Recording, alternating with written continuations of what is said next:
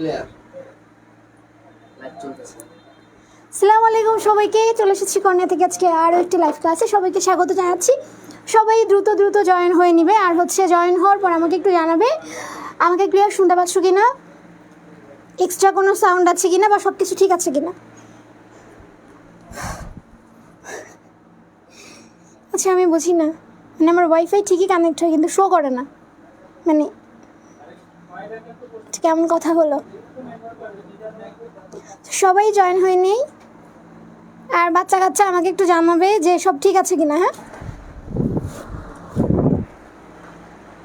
এরা এখনই কইতো তো ওয়েলকাম।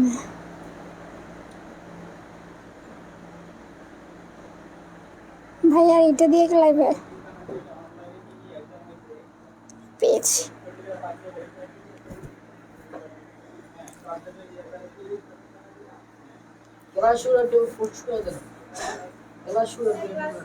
মুবাশিরা ইসলাম আপু আসসালামু আলাইকুম। ওয়ালাইকুম আসসালাম। রত্না চৌধুরী ম্যাম আসসালামু আলাইকুম। ওয়ালাইকুম আসসালাম আপু, কেমন আছেন? খাদিজাতুল কুবরা তানি আসসালামু আলাইকুম আপু। ওয়ালাইকুম আসসালাম। সানজিদা ইসলাম শাজুদ্দিন, আসমা বেগম, অথরা ইসলাম, আশিফা আক্তার আসসালামু আলাইকুম আপু, কেমন আছেন? পুরো ভালো আছি। আচ্ছা, তোমরা হচ্ছে আমাকে একটু কাইন্ডলি জানাও যে সব কিছু ঠিক আছে কিনা। হ্যাঁ, আমাকে ক্লিয়ার শুনতে পাচ্ছ কিনা বা সব ঠিক আছে কিনা আমাকে একটু জানাও। রিমঝিম ইসলাম আসসালামু আলাইকুম ম্যাম, কেমন আছেন? এই তো ভালো আছি, তুমি কেমন আছো? ফারহানা আক্তার ফাল্গুনি আসসালামু আলাইকুম আপু। ওয়ালাইকুম আসসালাম। ওকে, এখনও দেখছি অনেকে জয়েন হয়নি, তাড়াতাড়ি জয়েন হয়ে নাও। আজকে হচ্ছে আমাদের শুরুতে বলে দিচ্ছি, আজকে আমাদের বায়োলজি লেকচার 4, ঠিক আছে? বায়োলজি লেকচার 4, কিন্তু হচ্ছে যারা হচ্ছে ডিপ্লোমাতে আছো তারাও অবশ্যই ক্লাসটি করবে। হ্যাঁ, যারা ডিপ্লোমাতে আছো তারা অবশ্যই ক্লাসটি করবে। তমাল চৌধুরী আসসালামু আলাইকুম আপু। ওয়ালাইকুম আসসালাম। মিফতাহুল জান্নাত আসসালামু আলাইকুম আপু, কেমন আছেন? এই তো অনেক ভালো আছি। হানিবানি আসসালামু আলাইকুম। ওয়ালাইকুম আসসালাম। রিমা বৈষ্ণব আপু নমস্কার, কেমন আছেন? এই তো ভালো আছি, তুমি কেমন আছো? ইসরাত জাহানিমা জি আপু, অল ক্লিয়ার। ওকে, তানিসা আক্তার ওকে। আসসালামু আলাইকুম আপু, কেমন আছেন? হ্যাঁ আপু অনেক ভালো আছে। আপু দৌড়াইতে দৌড়াইতে আসছে, এবার সবাই দৌড়াইতে দৌড়াইতে ক্লাসে জয়েন করো, ঠিক আছে? এবার হচ্ছে সবাই দৌড়াইতে দৌড়াইতে ক্লাসে জয়েন করো। খাদিজাতুল কুবরা তানি কেমন আছেন আপু? এই তো ভালো আছি। ওকে, রিমঝিম ইসলাম বলছি আমি আগেই চলে আসছি, তো গুড গার্ল, আগেই চলে এসো। জানাতুন নিসা কেমন আছো? কি মনে হচ্ছে দেখে? আমাকে দেখে কখনো স্যাড মনে হয়? বলো তো, আমাকে দেখে কখনো স্যাড মনে হয়? মনে হয় না তো। আমাকে দেখে যেহেতু হচ্ছে স্যাড মনে হয় না, তার মানে আমি ভালো আছি।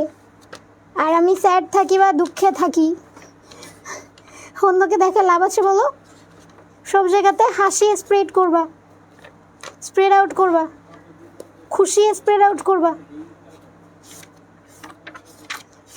দুঃখের কাহিনী শুনে লাভ নাই, দুঃখের কাহিনী কেউ শুনতে চায় না। আয় হায়, জান্নাতুন নিসা, এই মেয়েটা তো অনেক সুন্দর। কি করতে পারে? একে কি বলে? আরে কি জানি এটা বলে একে। আপু শুকিয়ে গেছো তুমি? হ্যাঁ রে বাচ্চা, শুকাই গেছি আসলেই। খাওয়া দাওয়া হয় না, হোস্টেল লাইফ মানে খুবই বাজে অবস্থা, মানে রান্না যা দেয় এটা খাওয়া যায় না। আচ্ছা যাই হোক, ওকে তাহলে আমরা ইতোমধ্যে অনেকে জয়েন হয়ে গিয়েছি। আই থিঙ্ক আরও হচ্ছে অনেকে জয়েন হব। কী রে, কী বললো রে? এটা না আমাকে খুব জ্বালায়,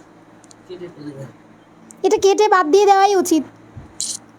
দেখ মেজাজটা কান্না গরমে, উফ। কাহা রাখো তুঝকো, ব্যাস।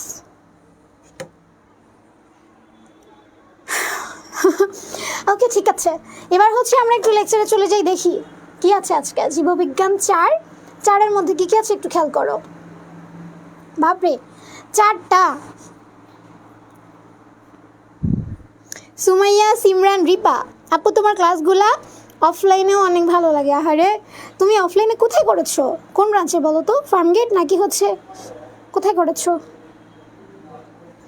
ওকে দেখো, আজকে হচ্ছে আমাদের 4টা অধ্যায়। এর মধ্যে আমার মনে হয় যে সমন্বয় নিয়ন্ত্রণ ফার্স্ট, এটা তোমাদের ছিল না, মানে শর্ট সিলেবাসে তোমাদের হচ্ছে এটা ছিল না। তো ফার্স্টে হচ্ছে আমাদের সমন্বয় নিয়ন্ত্রণ, তারপর জিনতত্ত্ব বিবর্তন, অনেক ইন্টারেস্টিং একটা অধ্যায়। এরপরে চলন ও অঙ্গ চালনা, এটাও অনেক মজার। অ্যানাটমি, যেটা হাড্ডি গুড্ডি নিয়ে আলোচনা। এরপরে হচ্ছে মানবদেহের প্রতিরক্ষা, মানে আমাদের দেহ যে আমাদেরকে সুরক্ষা দিচ্ছে, এটা কিভাবে দিচ্ছে এগুলা নিয়ে, ঠিক আছে? ওকে ওকে, তাহলে দেখো আমরা ফার্স্টে চলে যাই। দেখো বাবারা, সমন্বয় আর হচ্ছে নিয়ন্ত্রণ, একটু খেয়াল করো। সমন্বয় আর হচ্ছে নিয়ন্ত্রণ, তো এই অধ্যায়টার সাথে যেহেতু তোমরা পরিচিত না, আমি তোমাদেরকে হচ্ছে একটু, আচ্ছা আচ্ছা, মিরপুর 10-এ অফলাইনে 2টা ক্লাস করছি। আচ্ছা আচ্ছা, গুড, ঠিক আছে আপু। আরে এত মোড়া গারে, ও গড, বহুত পরেশান कर रही है मुझे। আচ্ছা দেখো, অধ্যায়টা হচ্ছে আমাদের কাছে নতুন, তাই না? সমন্বয় আর হচ্ছে নিয়ন্ত্রণ। এখন একটু দেখো, আমরা আগে অধ্যায়টা শুরু করার আগে অধ্যায় সম্পর্কে একটু জানি যে এখানে আসলে কী নিয়ে আলোচনা করা আছে, আমরা কি পড়ব, ঠিক আছে? তাহলে দেখো, এই সমন্বয় ও নিয়ন্ত্রণ, এটা যদি আমাদেরকে বুঝতে হয়, আমাদেরকে আগে বুঝতে হবে যে আমাদের পুরো হিউম্যান বডির একজন পরিচালক আছে। যেমন তোমাদের ফ্যামিলিতে একজন মেইন থাকেন, তাই না? বাবা হচ্ছে, আমাদের যেহেতু বাংলাদেশ হচ্ছে পিতৃতান্ত্রিক বেশি, অর্থাৎ পরিবারের প্রধান থাকেন হচ্ছে পিতা, তাই তো? এখন দেখো, এই পিতা কি করে? পিতা হচ্ছে আমাদের মাথা। মাথা কেন বলে? যে ইনি হচ্ছেন আমাদের সবার উপরে থাকে। ফ্যামিলিতে কি হবে না হবে, কে কি করবে না করবে, সব কিছু মেনটেন করে কে বলো তো? মানে নিয়ন্ত্রণ করে কে? আমাদের পিতা। তাহলে উনি হচ্ছে আমাদের কন্ট্রোলার, আমাদের ফ্যামিলির কন্ট্রোলার। এরকম আমাদের মানব শরীরেও একজন কন্ট্রোলার আছে, ঠিক আছে, যিনি আমাদেরকে হচ্ছে পরিচালিত করেন বা পরিচালনা করেন। উনি হচ্ছেন আমাদের এইটুকুনি, আমাদের মাথা, আমাদের ব্রেন, ঠিক আছে, আমাদের মস্তিষ্ক। এখন দেখো, এই মস্তিষ্ক হচ্ছে কি করে? ও বলে দেয় যে হাত দিয়ে কখন ভাত খাবে, পা দিয়ে কখন হাঁটবে, তারপরে হচ্ছে শরীরের ব্যালেন্স কি করে থাকবে, তারপরে হচ্ছে কখন ক্ষুধা লাগবে, সব কিছু হচ্ছে কে ডিসাইড করে? আমাদের এই মস্তিষ্ক বা হচ্ছে ব্রেন। এই জন্য দেখবা যে আমাদের মেজর যে অর্গানগুলো, মানে একদম মুখ্য অঙ্গ, সেগুলোর মধ্যে একটি হচ্ছে আমাদের মস্তিষ্ক। অর্থাৎ একজন মানুষ একটা হাত ছাড়া কিন্তু বেঁচে থাকতে পারে, 2টা হাত ছাড়াও সে বেঁচে থাকতে পারে, 2টা পা ছাড়াও বেঁচে থাকতে পারে, কিন্তু মাথা ছাড়া মানুষ কখনো দেখেছো? কখনো দেখোনি। কিন্তু এই জন্য এই মস্তিষ্ক হচ্ছে আমাদের মেজর একটা অর্গান। আমাদের হচ্ছে প্রধান অঙ্গগুলোর মধ্যে বা অর্গানগুলোর মধ্যে একটা হচ্ছে আমাদের মস্তিষ্ক বা হচ্ছে ব্রেন, ঠিক আছে? এখন দেখো, এই ব্রেন হচ্ছে আমাদের হিউম্যান বডি সব কিছু নিয়ন্ত্রণ করছে। যেমন ধরো, তোমরা হচ্ছে পড়াশোনা করো, এখন সবাই রাতেও পড়াশোনা করো, এখন তো শীতের সময়, মশা অনেক। তো ধরো তুমি টেবিলে বসে পড়ছো, হঠাৎ করে তোমার পায়ে হচ্ছে একটা মশা কামড় দিছে। এখন তুমি কি করছো? বইয়ের দিকে চোখটা রেখে হাতটা দিয়ে ঠাস করে পায়ে একটা থাপ্পড় মেরে দিছো, তাই না? এখন দেখো, তুমি কিন্তু চোখ দিয়ে জায়গাটাতে দেখোনি যে কোথায় তোমাকে মশাটা কামড় দিয়েছে, বাট তুমি হাত দিয়ে ঠিকই ওখানে একটা থাপ্পড় বসে দিছো। এটা কি করে? ওই মশা যখন ওখানে কামড় দিল, ওখানের যে স্নায়ুগুলো আছে, ওই স্নায়ুগুলো কি করলো? স্নায়ু হচ্ছে কারা? যারা হচ্ছে তোমার সংকেতটা প্রেরণ করে বা সংকেত আদান প্রদান করে। ওই স্নায়ুগুলো কি করলো? মস্তিষ্কে সংকেত পাঠালো যে আমাকে এখানে একটা মশায় কামড় দিচ্ছে, ঠিক আছে? যেমন তোমার হচ্ছে ধরো পরিবারে বাবা থাকে, তারপরে হচ্ছে ভাইয়া, তোমার যদি ভাইয়া থাকে বা তুমি আছো, তো তোমাকে ধরো কোনো ছেলে ডিস্টার্ব করলো, তো তুমি তোমার ভাইয়াকে এসে বললে যে ভাইয়া অমুক ছেলে আমাকে ডিস্টার্ব করছে, ঠিক আছে? তো ওই মশাও যখন কামড় দিল, ওই স্নায়ুতন্ত্র কী করলো? মস্তিষ্কের কাছে নালিশ করলো, বা তুমি তোমার বাবার কাছে এসে বললে যে ওই ছেলে আমাকে ডিস্টার্ব করতেছে। তো ওই স্নায়ুতন্ত্রও সেমভাবে ব্রেইনের কাছে তোমার সংকেত পাঠিয়ে দিল যে ওখানে মশা কামড় দিচ্ছে। এরপর ব্রেইন কি করবে? হাতে সিগন্যাল পাঠাবে, বলবে যে হাত ওখানে দেখো, ওটা মশায় কামড় দিছে, তুমি যে ঠাস করে একটা চট দাও, ঠিক আছে? তো হাত পরে ওখানে গিয়ে ঠাস করে একটা থাপ্পড় লাগিয়ে দিবে। যেরকমটা হচ্ছে তুমি যখন বাবার কাছে এসে বললা বা তোমার আব্বুর কাছে এসে নালিশটা করলা, তখন আব্বু কী করলো? তোমার ভাইকে বললো, এই দেখ তো ওকে কে ডিস্টার্ব করে, ওকে যা ঠ্যাং ভেঙে দিয়ে, এভাবে বলে না? তো ব্যাপারটা হচ্ছে এরকম। এভাবেই আমাদের প্রত্যেকটা যে কাজকর্ম হয়, প্রত্যেকটা কাজকর্ম আমাদের নিয়ন্ত্রণ করা হচ্ছে আমাদের মস্তিষ্ক বা ব্রেন।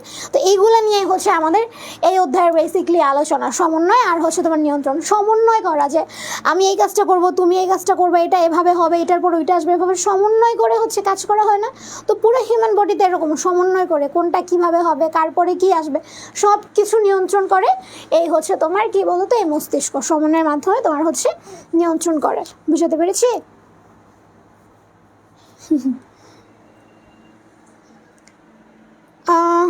আপু বায়োলজিটা কিভাবে পড়া উচিত?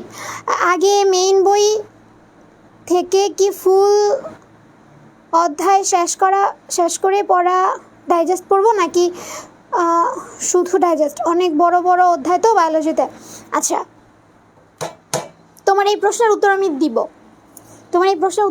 তার আগে আমাকে এইটা বলো যে সমন্বয় নিয়ন্ত্রণ এই অধ্যায় সম্পর্কে মানে আমরা এখানে কী নিয়ে আলোচনা করবো বেসিক্যালি, এটা তোমরা একটু ধরতে পারছো কিনা? যেহেতু এটা তোমরা একদমই টাচ করো নাই ইন্টারমিডিয়েটে, আমি যতদূর জানি এই অধ্যায়টা তোমরা একদমই টাচ করো নাই। তাহলে আমাকে একটু বলো তো যে মানে ধরতে পারছো কিনা এখন যে এখানে আমরা কী নিয়ে আলোচনা করবো বা কী নিয়ে এখানে পড়াশোনা, বলো তো একটু। নাদিয়া ইসলাম তিশা, আসসালামু আলাইকুম আপু। ওয়ালাইকুম আসসালাম। আচ্ছা, এবার আমাকে একটু বলো যে তোমরা সব মানে ধরতে পারছো কিনা, তাহলে আমি ভিতরে যাব। মেহজাবিন তাবাসসুম মাহি, আসসালামু আলাইকুম আপু মনি, কেমন আছো? এই তো আপু অনেক ভালো আছি, তুমি কেমন আছো? এখন আমি তোমাদের কাছে যেটা জানতে চেয়েছি আমাকে একটু বলো। ঈশিতা, হাই আপু, আমি কি খুব দেরি করে ফেললাম? না, এখনও খুব দেরি করোনি। আমরা মেইন অধ্যায়ের ভেতর যাইনি, জাস্ট অধ্যায়টা কি সেটা একটু ইন্ট্রো দিয়েছে।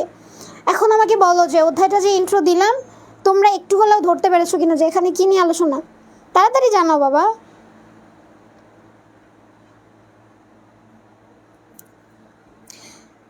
ওকে, ওদেরকে আমি বলি কি, ওরা শুনে কি? আমি তোমাদেরকে বলেছি যে তোমরা একটু ধরতে পেরেছো কি না যে এখানে আমরা কী নিয়ে আলোচনা করবো বা বুঝবো। তাহলে আমাকে একটু বলো যে হ্যাঁ আপু বুঝতে পেরেছি বা এখনও বুঝিনি, একটু বলো তাড়াতাড়ি।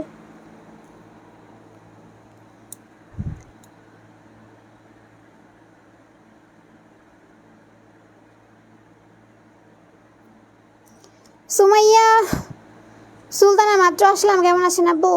ওকে, এই যে এক্স্যাক্টলি সুইটি আক্তার, এটাই চাচ্ছি আমি। ধরতে পারছি। রিমা বৈষ্ণব, বুঝতে পারছি। ওকে, লাভলি মুকশিদা, ওকে।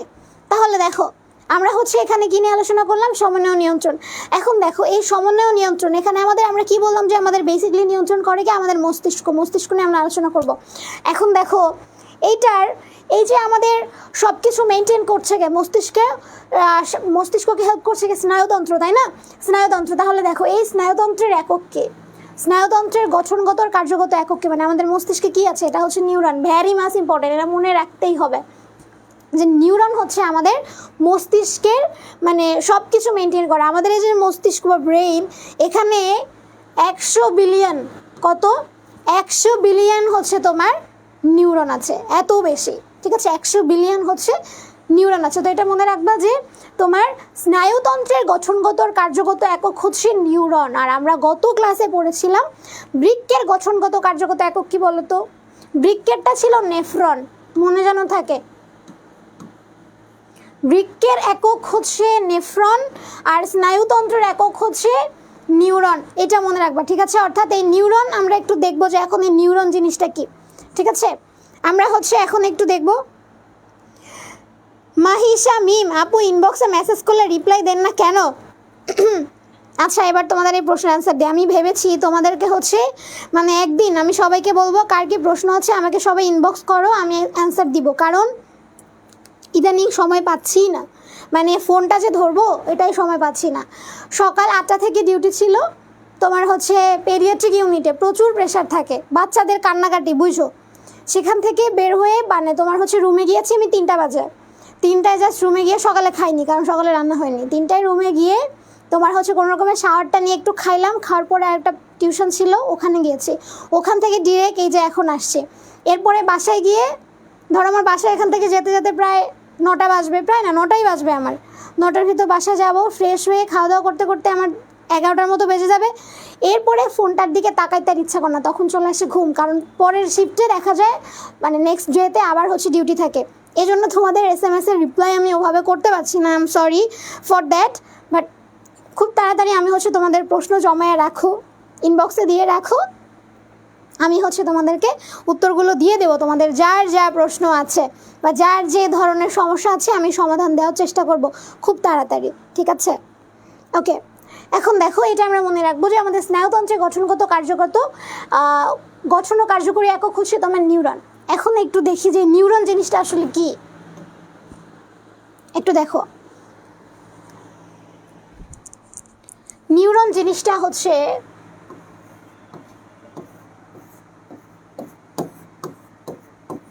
একটা অংশ, ঠিক আছে, এই যে এরকম একটা অংশ যদি আমরা একটু বড় করে দেখি তাহলে এই যে এটা হচ্ছে তোমার এরকম একটা অংশ হবে, ঠিক আছে। এই হচ্ছে তোমার একটা নিউরন। হ্যাঁ, সুমাইয়া সুলতানা বলেছো নেফ্রন। হ্যাঁ, বৃক্কের গঠনগত কার্যগত একক হচ্ছে তোমার নেফ্রন, ঠিক আছে।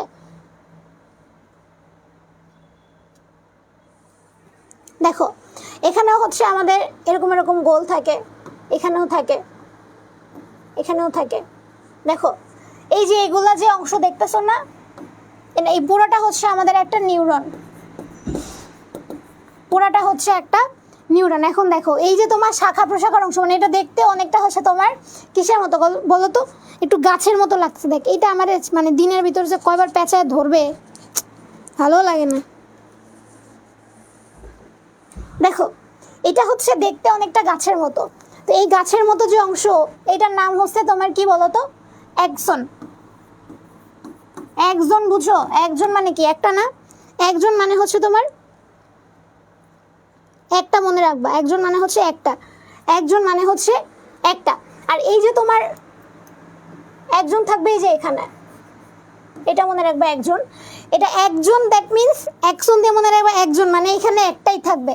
আর এই যে এগুলাকে শাখা প্রশাখার মতো অংশগুলাকে বলতেছে হচ্ছে তোমার, অনেক মোটা হয়ে গেছে, এই যে শাখা প্রশাখার মতো অংশ এটাকে হচ্ছে নাম ডেনড্রাইট, ডেনড্রাইট।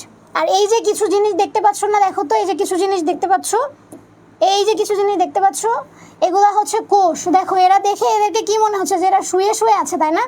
তো এগুলাকে আমরা বলি হচ্ছে সোয়ান কোষ, এগুলোকে আমরা বলি সোয়ান কোষ, ঠিক আছে।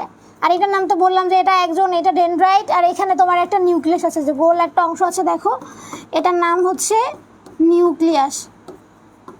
এখানেও তোমার নিউক্লিয়াস থাকবে, যেহেতু এটা একটা কোষ। তাহলে দেখো এই যে এগুলা যেহেতু শুয়ে শুয়ে আছে, তাহলে এগুলাকে আমরা কোষ বলবো। এখন দেখো দুইটা কোষের মাঝখানে একটু ফাঁকা ফাঁকা অংশ আছে না, এই যে একটু ফাঁকা ফাঁকা অংশ আছে না, দেখো যে আমি গ্রিন কালার দিয়ে দিয়েছি, ফাঁকা ফাঁকা অংশ আছে না, এগুলাকে আমরা বলি রণবিয়ারের পর্ব।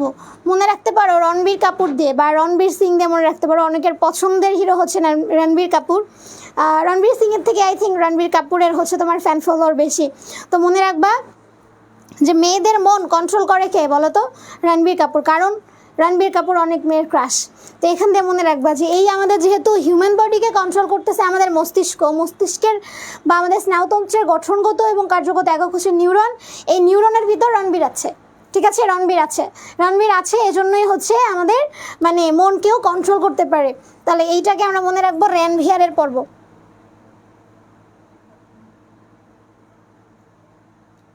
আপু তোমার প্রফেশনাল ব্যাকগ্রাউন্ডটা একটু বলবা প্লিজ? অবশ্যই বলবো। আচ্ছা, এটা হচ্ছে কি বলতেছিলাম, রণবিয়ারের পর্ব, রণবিয়ারের পর্ব, ঠিক আছে। এরকম কিছু জিনিস না, আমি তোমাদেরকে জাস্ট একটা ডেমো দেখালাম যে এটা হচ্ছে আমাদের একটা নিউরন, যে এরকম এই যে একটা নিউরন যে আমি তোমাদেরকে দেখাইছি, দেখো এই যে হচ্ছে মানে একটা তোমাদের নিউরন দেখাইছি, এরকম 100 বিলিয়ন আমাদের মস্তিষ্কে হচ্ছে তোমার, মানে আমাদের শরীরে হচ্ছে 100 বিলিয়ন নিউরন আছে, 100 বিলিয়ন। আর এই নিউরন কিন্তু আমাদের মানব শরীরের সব থেকে বড় কোষ, ঠিক আছে। এটাও মনে রাখবা যে মানব শরীরের সব থেকে বড় কোষ, সব থেকে বড় কোষও কিন্তু হচ্ছে এই নিউরন, ঠিক আছে। আর যদি পৃথিবীর কথা বলি সেক্ষেত্রে আবার হয়ে যাবে তোমার উট পাখি, যে উট পাখির ডিম, ঠিক আছে। তাহলে দেখো এইটা আমাদের মোটামুটি একটা তোমার হচ্ছে নিউরনের ডেমো তোমাদেরকে আমি দেখাইছি, যেটা আমাদের মস্তিষ্কের সব কিছু হচ্ছে নিয়ন্ত্রণ করে। আচ্ছা, আমার ব্যাকগ্রাউন্ড জানতে চেয়েছো, প্রফেশনাল ব্যাকগ্রাউন্ড, এতদিনে এসে এই প্রশ্ন কেন বাবা? আমি হচ্ছে বিএসসি নার্সিং কমপ্লিট করে ফেলেছি অলরেডি, ঠিক আছে। এখন হচ্ছে আমি ইন্টার্ন করছি সোহরাওয়ার্দী মেডিকেল কলেজে, সোহরাওয়ার্দী মেডিকেল কলেজে হচ্ছে তোমার আমি ইন্টার্ন করছি। আমার অলরেডি 3 মান্থস কমপ্লিট হয়েছে, আর হচ্ছে 3 মান্থসের মতো আছে, ঠিক আছে। এটা হচ্ছে আমার ব্যাকগ্রাউন্ড। ওকে, তাহলে দেখো এটা হচ্ছে আমাদের একটা নিউরন, ঠিক আছে। এখন একটু দেখো আমাদের যে মস্তিষ্কের ভিতর নিউরন আছে, এই মস্তিষ্ক দেখো এই স্নায়ুতন্ত্রকে আমরা কয়টা ভাগে ভাগ করেছি বাবারা, একটু খেয়াল করো। এই যে স্নায়ুতন্ত্র যারা আমাদের নিয়ন্ত্রণ করছে, এই স্নায়ুতন্ত্রকে আমরা বেসিক্যালি দুইটা ভাগে ভাগ করছি, একটা হচ্ছে কেন্দ্রীয়, আর একটা হচ্ছে তোমার প্রান্তীয়। এই কেন্দ্র মানে কি সেন্ট্রাল, তাই না? সেন্ট্রাল থেকে তো সব কিছু তোমার নিয়ন্ত্রণ করা হয়, তাই না? অর্থাৎ যে বলে না যে সেন্ট্রাল থেকে অর্ডার আসছে বা সেন্ট্রাল থেকে এটা বলেছে, অমুক করেছে তমুক করেছে। তাহলে দেখো এই সেন্ট্রালের দুইটা পার্ট, একটা হচ্ছে মস্তিষ্ক, একটা হচ্ছে সুষুম্না কাণ্ড। এই মস্তিষ্ক হচ্ছে আমাদের ব্রেইন আমরা যেটাকে বলি। আর প্রান্তীয়র ভিতরে দেখো এখানে ঐচ্ছিক স্নায়ুতন্ত্র আছে, স্বয়ংক্রিয় স্নায়ুতন্ত্র আছে ঐচ্ছিকের ভিতরে। বাবা এটা ইম্পর্টেন্ট, এটা তোমাদেরকে হচ্ছে আমি মুখস্থ করার টেকনিক শিখিয়ে দেবো। এই 12 জোড়া করটিক স্নায়ুর নাম হচ্ছে আমাদের আসছে, ঠিক আছে? 12 জোড়া করটিক স্নায়ু। এরপরে হচ্ছে সুষুম্না স্নায়ু কয়টা আছে এটা মনে রাখবো, যে সংখ্যাটা 31 জোড়া। করটিক স্নায়ু আছে 12 জোড়া, সুষুম্না স্নায়ু আছে 31 জোড়া। আর স্বয়ংক্রিয়র মধ্যে আছে সিম্প্যাথেটিক, প্যারাসিম্প্যাথেটিক, সুষুম্না স্নায়ু, ঠিক আছে? আর সিম্প্যাথেটিকের মধ্যে সুষুম্না স্নায়ু, প্যারাসিমের মধ্যে সুষুম্না, আর হচ্ছে করটিক। আচ্ছা যাই হোক, একটু প্যাচ লাগতে পারে, তোমরা দুইটা ভাগ মনে রাখো। আগে স্নায়ুতন্ত্র হচ্ছে দুই ধরনের, একটা কেন্দ্রীয় মানে সেন্ট্রাল একটা, আর একটা হচ্ছে তোমার প্রান্তীয়। আর কেন্দ্রীয়র মধ্যে অবশ্যই মস্তিষ্ক থাকবে, কারণ মস্তিষ্ক আমাদের সব কিছুর কেন্দ্র। তাহলে দেখো মস্তিষ্ক, আর আমরা হচ্ছে আরেকটা অংশ থাকে আমাদের সুষুম্না কাণ্ড, ঠিক আছে? এই দুইটা মনে রাখো। আর আমাদের এই যে করটিক স্নায়ু কত জোড়া আছে, আর হচ্ছে আমাদের সুষুম্না স্নায়ু কত জোড়া আছে, এটা হচ্ছে আমরা একটু মনে রাখবো। ওকে, এখন দেখো এরপরে হচ্ছে আমাদের একটু কি দেওয়া আছে, একটু খেয়াল করো। এই যে দেখো এই মস্তিষ্ক, এই মস্তিষ্কের কয়েকটা ভাগ আছে। মস্তিষ্ককে আমরা বেসিক্যালি তিনটা ভাগে ভাগ করি, একটু দেখো। এই যে মস্তিষ্ক, এই মস্তিষ্ককে হচ্ছে আমরা তিনটা ভাগে ভাগ করি, একটু খেয়াল করো। গড, খালি পেঁচা যেতেছে।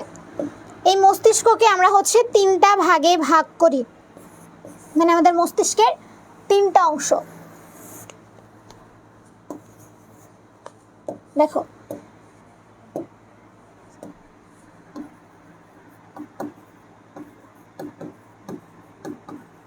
মস্তিষ্ক, একটা হচ্ছে অগ্র মস্তিষ্ক,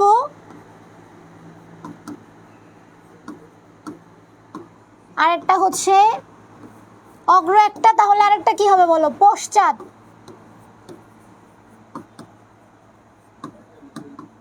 পশ্চাৎ মস্তিষ্ক। আর মাঝে কে থাকবে? মাঝে থাকবে তোমার হচ্ছে মধ্য মস্তিষ্ক। আপু ডিপ্লোমাদের তো জীববিজ্ঞান বই নয়, আমরা ডিপ্লোমারা কিভাবে পড়বো? তোমাদের ডিপ্লোমাদের হচ্ছে যে পিডিএফ দেওয়া হবে, এই পিডিএফ থেকে পড়লেই হচ্ছে হয়ে যাবে, তোমাদের এক্সট্রা করে জীববিজ্ঞান বইটা পড়তে হবে না, ঠিক আছে? ডিপ্লোমাদেরও কি আসে আপু এই কোশ্চেন? এই প্রশ্ন করতে করতে মানে আমি শুনতে আমি হচ্ছে কি বলে মুখস্থ হয়ে গেছে। ডিপ্লোমাদের এটা পড়তে হবে কিনা, ডিপ্লোমাদের এটা আসে কিনা। জীববিজ্ঞান সবার জন্য বাবা, প্রত্যেকটা ক্লাসে অন্তত আমি 10 বার করে বলি যে জীববিজ্ঞান হচ্ছে তোমাদের সবার জন্য, শুধুমাত্র যারা বিএসসি তাদের জন্য না, জীববিজ্ঞান সবাই পড়বে। তবে তোমরা যারা হচ্ছে ডিপ্লোমাতে আছো বা হচ্ছে যারা মিডওয়াইফারিতে আছো, তাদের কষ্ট করে জীববিজ্ঞান বই খুঁজে পড়তে হবে না।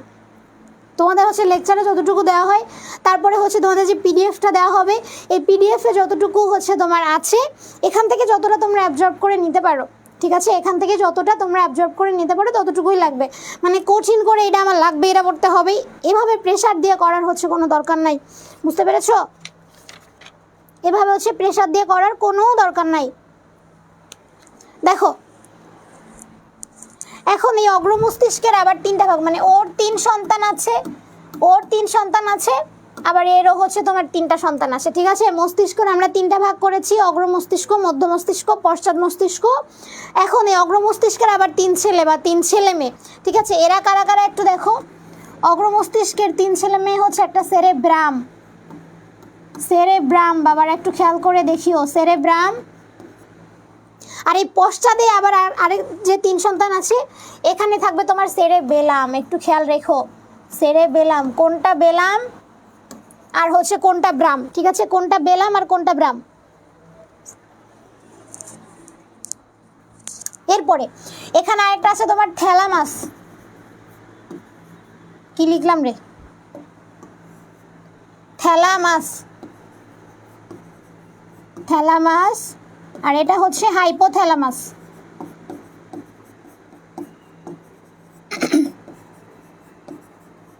ওকে, আর এখানে দেখো পশ্চাৎ মস্তিষ্কের আরো যে দুই ছেলে মেয়ে তারা কারা? একটা হচ্ছে মেডুলা অবলঙ্গাটা, আর একটা হচ্ছে পন্স। অবলঙ্গাটা ধরে না রে, কই লিখতাম, ধরাই দিছি। আর একটা হচ্ছে পন্স, পনস, ঠিক আছে, পনস। আপু পিডিএফ থেকে পড়লেই হবে, আলাদাভাবে পড়তে হবে না তাই না? হ্যাঁ, পিডিএফ থেকে তোমাদের পড়লে হবে। জীববিজ্ঞান বই ধরে এত কষ্ট করে খুঁজে খুঁজে তোমাদের পড়ার কোনো দরকার নাই। যারা বিএসসির তারা এই কাজ করবে, তোমরা না, ঠিক আছে? যারা বিএসসির তারা এই কাজ করবে। ওকে, মধ্য মস্তিষ্কেরও তিনটা ভাগ আছে, কিন্তু মধ্য মস্তিষ্কটা মানে এত বেশি ইম্পর্টেন্ট না। তো আমাদের এই দুইটা জানতেই হবে যে অগ্র মস্তিষ্কের অংশ কোনটি আর হচ্ছে পশ্চাৎ মস্তিষ্কের অংশ হচ্ছে তোমার কোনটি, ঠিক আছে? তোমাদের প্রশ্নে আসে যে নিম্নের কোনটি অগ্র মস্তিষ্কের অংশ, তোমরা হচ্ছে অগ্ররে পশ্চাৎ করে দাও, পশ্চাৎরে অগ্র করে দাও। তাহলে একটু খেয়াল করো, একটু খেয়াল করো, এই যে অগ্রতে বাবারা, অগ্রতে রফালা ছিল না, অগ্র রফালা ছিল, দেখো তাহলে সেরেব্রাম, রফালা আছে দেখো, তার মানে রফালা রফালা, তাহলে অগ্র মস্তিষ্কের অংশ হচ্ছে সেরেব্রাম আর পশ্চাতের অংশ হচ্ছে সেরেবেলাম, ঠিক আছে? দেখো এখানে কোনো রফালাও নাই, এখানেও কোনো রফালা নাই। তোমরা এইটা দিয়ে মনে রাখতে পারো যে অগ্র মস্তিষ্কের অংশ হচ্ছে সেরেব্রাম, রফালা রফালা, আর হচ্ছে পশ্চাৎ মস্তিষ্কের অংশ হচ্ছে তোমার সেরেবেলাম। ওকে, আর দেখো এখানে একটা আছে থ্যালামাস আর একটা হচ্ছে তোমার হাইপোথ্যালামাস, আর পশ্চাৎ মস্তিষ্কের একটা আর দুইটা অংশ হচ্ছে তোমার মেডুলা অবলঙ্গাটা, আর একটা হচ্ছে পন্স। পন্স আগে দেয়, পন্স তারপরে হচ্ছে মেডুলা অবলঙ্গাটা। এখন দেখো মস্তিষ্কের এই যে আমরা 3 আর 3 6 3 9টা পার্ট দেখালাম, এই 9টা পার্ট মানে এক একটা পার্ট এক এক রকমের কাজ করে থাকে, বুঝতে পেরেছি? এই 9টা পার্টের মানে এক একজন হচ্ছে এক এক রকমের কাজ করে থাকে। যেমন দেখো এই যে আমাদের ফার্স্টে আছে সেরেব্রাম, এই সেরেব্রাম এটা হচ্ছে দুইটা ভাগ থাকে, মানে দুইটা পার্ট থাকে, ঠিক আছে? সেরেব্রামের হচ্ছে আমাদের দুইটা পার্ট থাকে, মানে দুইটা খণ্ড থাকে। এটাকে আমরা বলি সেরেব্রাম হেমিস্ফিয়ার, সেরেব্রাল হেমিস্ফিয়ার। কি বলে থাকি দেখো, এর যে দুইটা খণ্ড এটাকে আমরা বলি সেরেব্রাল, একটু খেয়াল করে দেখো, সেরেব্রাল হেমিস্ফিয়ার, হেমিস্ফিয়ার। দেখো এখন এই দুইটা খণ্ড, একটা হচ্ছে ডান সেরেব্রাল হেমিস্ফিয়ার আর একটা হচ্ছে বাম সেরেব্রাল হেমিস্ফিয়ার। এখন আমাদের এই যে শরীর, আমাদের শরীর বা বডির বাম অংশ নিয়ন্ত্রণ করে ডান পাশ, আবার ডান অংশ নিয়ন্ত্রণ করবে বাম পাশ। তার মানে কি, বাম সেরেব্রাল হেমিস্ফিয়ার নিয়ন্ত্রণ করবে ডান অংশ, শরীরের ডান অংশ, আর ডান সেরেব্রাল হেমিস্ফিয়ার নিয়ন্ত্রণ করবে শরীরের বাম অংশ, বুঝতে পেরেছো? মানে যদি ডান সেরেব্রাল হয় তাহলে ও বামকে কন্ট্রোল করবে, আর যদি ডান বাম সেরেব্রাল হয় তাহলে ওটা হচ্ছে তোমার ডান অংশকে হচ্ছে তোমার কন্ট্রোল করবে, বুঝতে পেরেছি? এটা কিন্তু আমরা প্যাচ লাগাই ফেলি যে ডান অংশ ডানকেই করবে বা বাম অংশ বামকেই করবে, কিন্তু না। এই যে সেরেব্রামের দুইটা অংশ, তাহলে দুইটা পার্ট হচ্ছে ডান বামকে করবে আর বাম হচ্ছে ডানকে করবে, বুঝতে পেরেছি? এবার একটু বলো তো এটা বুঝতে পেরেছো কিনা, যেহেতু এগুলো তোমাদের কাছে একদমই নতুন। একটু বলো বাবা যে এগুলো বুঝতে পেরেছো কিনা, যেহেতু আগে করোনি কখনো। একটু বলো আমাকে যে তোমাদের বুঝতে প্রবলেম হচ্ছে কিনা বা বুঝতে পারছো কিনা ঠিকঠাক মতো।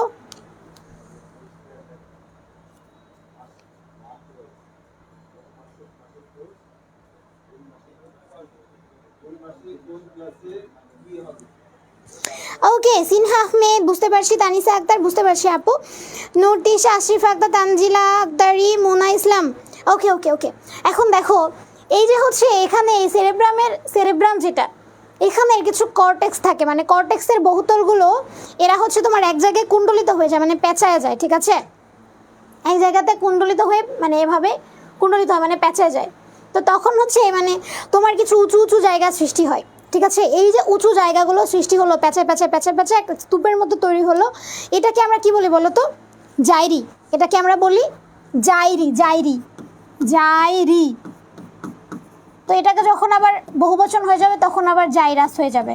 তাহলে এই যে জাইরাস শব্দটা, এই শব্দটা বিভিন্ন পরীক্ষায় আসে যে জাইরাস কি বা জাইরাস কোথায় পাওয়া যায়, ঠিক আছে? জাইরাস কি অথবা জাইরাস কোথায় পাওয়া যায়? তাহলে জাইরাস হচ্ছে আমাদের কোন অংশে পাওয়া যায় বলো? আমাদের মস্তিষ্কে পাওয়া যায়, ঠিক আছে। জাইরাস কোথায় পাওয়া যায়? মস্তিষ্কে পাওয়া যায়। মস্তিষ্কের কোথায়? আমাদের অগ্র মস্তিষ্কে যে সেরেব্রাম আছে সেখানে হচ্ছে তোমার ওই যে কর্টেক্সের মানে বহির্তলগুলা তোমার এক জায়গাতে কুণ্ডলিত হয়ে হয়ে হয়ে হয়ে উঁচু নিচু যে একটা অংশের মতো সৃষ্টি করে, ওই যে উঁচু জায়গাটা ওই জায়গাটাকে আমরা বলি জাইরে। ওই জাইরি থেকে আসে তোমার জাইরাস। বুঝতে পেরেছি? এই প্রশ্নটা কিন্তু আমাদের আসে। ওকে, তারপর দেখো যে এখান থেকে আমরা কি কি জানবো বাবারা, একটু দেখো, এক কথায় বলে দিয়েছে এখান থেকে কি কি জানবো। যে একজন প্রাপ্তবয়স্ক মানুষের মস্তিষ্কের আয়তন কতটুকু? 1500 সিসি। আর হচ্ছে মহিলাদের কত দেখো? 1300 মিলিমিটার, ঠিক আছে। মানে পুরুষের থেকে তোমার হচ্ছে মহিলাদের ব্রেইন কিন্তু একটু হলেও কম, ঠিক আছে। এটা ক্লিনিক্যালি প্রুভড। এবার দেখো এর ওজন কত? 1.3 থেকে 1.4। আমরা মানে গড়ে ধরতে পারি 1.5 কেজি, 1.5 আমরা বলতে পারি, ঠিক আছে। 1.5, সরি এটা আবার 2 ভেবো না, 1.5 মানে হচ্ছে 1.5 কেজি। রেঞ্জে বললে 1 থেকে 1.5 কেজিও বলা যায়, 1 থেকে 1.5 কেজি অথবা 1 থেকে 2 কেজি। তো এই জন্য হচ্ছে আমরা মিডিলে ধরি 1.5, 1.5 কেজি। এবার দেখো মস্তিষ্কের ওজন দেহের ওজনের 2%, ঠিক আছে। দেহের ওজনের হচ্ছে 2%। এই যে এটা তোমাদেরকে তো আগেই বলে দিয়েছি যে মস্তিষ্কে কত নিউরন থাকে, কত সংখ্যক নিউরন থাকে? 100 বিলিয়ন, প্রায় হচ্ছে তোমার 100 বিলিয়ন থাকে। এরপর দেখো অগ্র মস্তিষ্ক 3টা ভাগ দেওয়াই আছে, সেরেব্রাম, থ্যালামাস আর হচ্ছে হাইপোথ্যালামাস। ওকে, আর দেখো এই যে সেরেব্রাম মস্তিষ্কের সবচেয়ে বড় অংশ, ঠিক আছে। তাহলে এই যে সেরেব্রামের কথা তোমাদের বললাম, এই যে একটু আগে তোমাদেরকে আমি দেখাইছি, কোথায় গেল রে? এই যে সেরেব্রাম, অগ্র মস্তিষ্কের যে সেরেব্রাম, এটা কিন্তু সব থেকে বড় পার্ট, ঠিক আছে। এটা হচ্ছে সব থেকে বড় পার্ট। এই জন্য এই যে একে আমরা যে 2টা খণ্ডে ভাগ করেছিলাম সেরেব্রাল হেমিস্ফিয়ার, এরা দুইজন হচ্ছে তোমার দেহের 2টা অংশ নিয়ন্ত্রণ করে, একজন ডান পাশ, একজন হচ্ছে বাম পাশ, ঠিক আছে। এই যে দেখো সেটাই বলেছে যে সেরেব্রাল কোথায় গেল? সেরেব্রাল মস্তিষ্কের সবচেয়ে বড় অংশ, মস্তিষ্কের ওজনের 80% বা 80%ই হচ্ছে আমাদের সেরেব্রাম। ওকে, এরপরে দেখো বাবারা এই যে করোটিক স্নায়ু, সরি এই যে তোমাদেরকে তখন আমি এই যে পাশে বলেছিলাম যে আমাদের স্নায়ু আছে না, এই যে স্নায়ু প্রান্তীয়, যে স্নায়ুতন্ত্রে 2টা ভাগে ভাগ ছিল, একটা কেন্দ্রীয় একটা হচ্ছে প্রান্তীয়। প্রান্তীয়র মধ্যে একটা ছিল ঐচ্ছিক, একটা স্বয়ংক্রিয়। এই যে ঐচ্ছিক স্নায়ুর মধ্যে আবার একটা ছিল করোটিক স্নায়ু, তাই না? একটা ছিল সুষুম্না স্নায়ু। আমাদের মনে রাখতে হবে এই যে করোটিক স্নায়ু, এখান থেকে বেশি প্রশ্ন আসে, ঠিক আছে। যে আমাদের করোটিক স্নায়ু কি কি, এখান থেকে একটা সূত্র আছে যে ওঠো পোঠো তামাকটি কেন, আমি তোমাদেরকে দেখাবো, অনেক মজা একটা সূত্র, এই 12 জোড়া স্নায়ুর নাম মনে রাখার সূত্র। ওকে, এই দেখো এই যে এখান থেকে আমরা কি কি জানবো একটু খেয়াল করো। মানুষের কত জোড়া করোটিক স্নায়ু আছে বাবারা? 12 জোড়া। এরপরে দেখো এই যে একটা বলেছে অক্ষিগুলোকে সঞ্চালন নিয়ন্ত্রণ করে ট্রক্লিয়ার স্নায়ু, অ্যাবডুসেন্স স্নায়ু, এটা মনে রাখার আপাতত দরকার নেই। আগে আমরা একটু জানি যে এই 12 জোড়া স্নায়ু কি কি, ঠিক আছে। এই 12 জোড়া স্নায়ু কি কি আমরা হচ্ছে একটু মনে রাখার চেষ্টা করি। তার আগে তোমরা আমাকে একটু বলো তো বাচ্চারা, কোথায় গেল রে? আমাকে একটু বলো তো তোমরা হচ্ছে কেউ সিলুম চিনো? সিলুম চিনো? ছোটবেলায় কেউ কখনো দেখেছো সিলুম? দেখেছো? একটু বলো তো।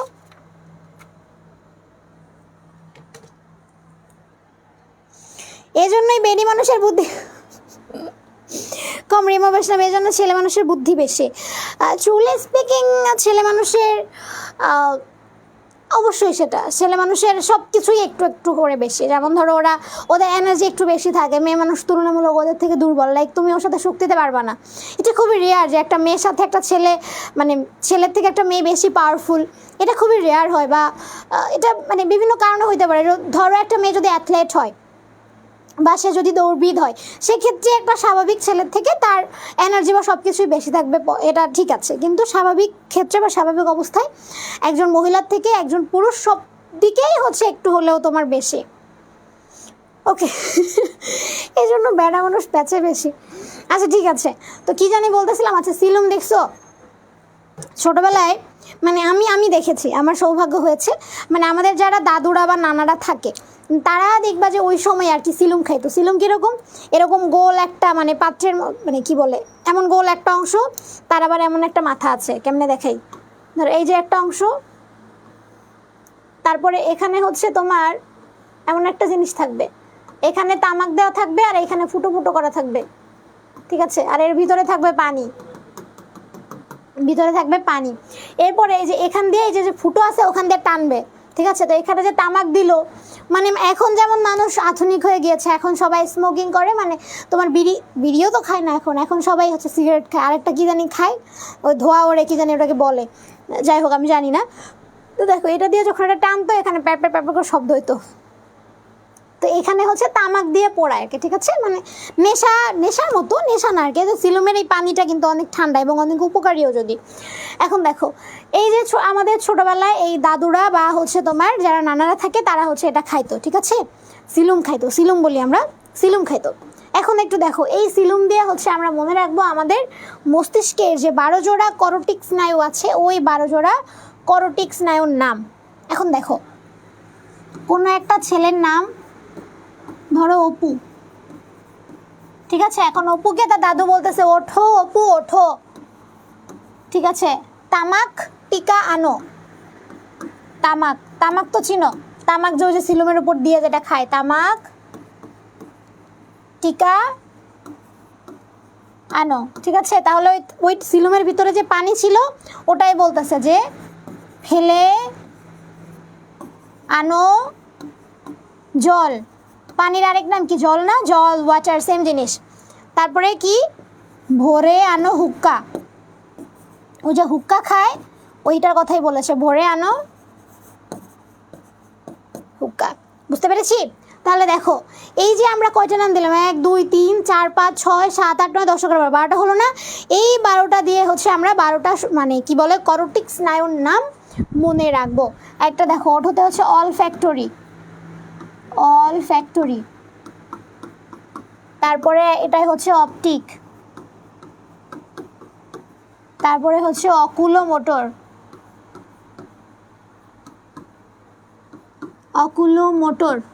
তারপরে হচ্ছে ট্রক্লিয়ার, তামাকে হচ্ছে ট্রক্লিয়ার। তামাক লিখতে দেখো টি আসে না ইংলিশে, TAMAK, তাহলে টি দিয়ে মনে রাখবা, টিতে ট, তাহলে ট্রক লিয়ার। তারপরে হচ্ছে ট্রাইজেমিনাল,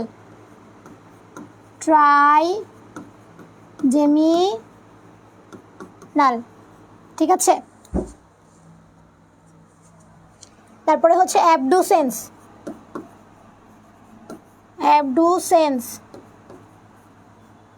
তারপরে হচ্ছে ফেলেতে ফ্যাসিয়াল,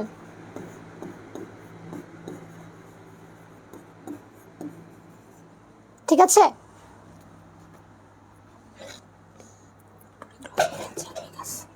তারপরে কি আছে? আনো অডিটরি, জলে হচ্ছে গ্লসোফেরিঞ্জিয়াল, গ্লাস জল, গ্লসো ফ্যারিন জি আল, ঠিক আছে। ভোরেতে হচ্ছে ভেগাস, অ্যাক্সেসরি,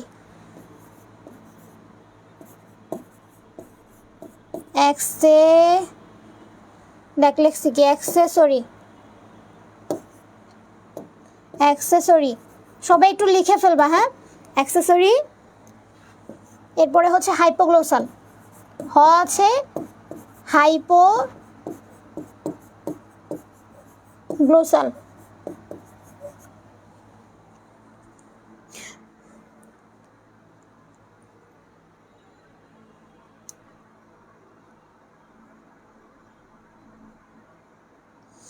আপু একটা প্রশ্ন ছিল, আয়রনের অভাবে কোন রোগ হয়? গলগণ্ড না রক্তশূন্যতা? আয়রনের অভাবে তো গলগণ্ড হবে অবশ্যই, রক্তশূন্যতা না।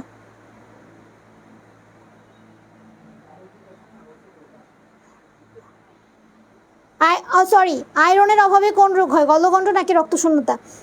দেখো আয়রনের অভাবে হবে হচ্ছে তোমার রক্তশূন্যতা, ঠিক আছে। গলগণ্ড হয় তোমার আয়োডিনের অভাবে। আয়োডিন মানে কি? লবণ না? তো এটা হচ্ছে তোমার উত্তরাঞ্চলে দেখবা বেশি হয়, মানে উত্তরাঞ্চলে যারা আছে, উত্তরাঞ্চলের ছেলে মেয়েদের দেখবা যে গলাটা ফুলে যায় এখানে, মানে হচ্ছে তোমার গলগণ্ড রোগটা হয়, কারণ ওরা হচ্ছে পর্যাপ্ত পরিমাণে লবণ পায় না, আয়োডিনটা পায় না। ওই যে দেখবা যে টিভিতে যখন অ্যাড দেখায় তখন বলে আয়োডিন সমৃদ্ধ লবণ খান, ঠিক আছে, তাহলে লবণে যদি পর্যাপ্ত পরিমাণে আয়োডিন না থাকে তখন তোমার হচ্ছে তোমার এই গলগণ্ডটা হবে। এই জন্য দক্ষিণবঙ্গের মানুষের কখনো গলগণ্ড হয় না, কারণ দক্ষিণবঙ্গে নদী নালা সাগর সমুদ্র সবই আছে। ঠিক আছে, তো এই সাগরের পানি বা সমুদ্রের পানি দেখবা লবণাক্ত, মানে তারা পর্যাপ্ত পরিমাণ পানি পায়, বাট উত্তরাঞ্চলে তো তোমার এটা নাই। এই জন্য আয়োডিনের অভাবে হয় তোমার গলগণ্ড, কিন্তু আয়রনের অভাবে রক্তশূন্যতা। ঠিক আছে, আয়রনের অভাবে রক্তশূন্যতা। ওকে, মস্তিষ্কের ওজন বেশি থাকলেই হবে না, ছেলেদের বুদ্ধি বেশি হলেও সঠিক জায়গায় খাটতে পারে না, মেয়েদের বুদ্ধি কম হলেও মেয়েরা জায়গা মতো কাজে লাগে। হ্যাঁ, এটাও অবশ্য একটা কথা। আপু মুখে বলেন, হ্যাঁ অবশ্যই বলে দিব। লিখা, আচ্ছা লিখা বুঝি না, আচ্ছা ঠিক আছে, দেখো আমি বলে দিচ্ছি, একটু খেয়াল করো। এই যে ওঠো অপু ওঠো, তামাক টিকা আনো, ফেলে আনো জল, ভরে আনো হুক্কা। ঠিক আছে, তাহলে ওঠোতে হচ্ছে তোমার অলফ্যাক্টরি, এই যে হচ্ছে অলফ্যাক্টরি একটা স্নায়ুর নাম, যে মস্তিষ্ক করটিক স্নায়ু যে হচ্ছে তোমার 13 জোড়া। ঠিক আছে, 3 আর 3 6 3 9 10 11 12 জোড়া, 12 জোড়া। ঠিক আছে, তাহলে এই যে 12 জোড়া, এই 12 জোড়ার নাম হচ্ছে তোমাদের দেওয়া হয়েছে, যে ওঠোতে হচ্ছে অলফ্যাক্টরি, অপুতে হচ্ছে অপটিক, আবার ওঠোতে হচ্ছে অকুলোমোটর, তামাকে হচ্ছে ট্রক্লিয়ার, ট দিয়ে মনে রাখবা, তামাক টিএমকে না, তাহলে ত। ঠিক আছে, তাহলে ট্রক্লিয়ার।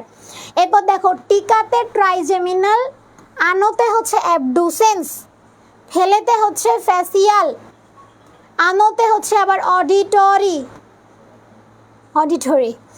জলে হচ্ছে গ্লসোফ্যারিঞ্জিয়াল, ভোরেতে হচ্ছে ভেগাস স্নায়ু, আনোতে হচ্ছে অ্যাক্সেসরি স্নায়ু, হুক্কাতে হচ্ছে ওমাগো হাইপোগ্লোসাল।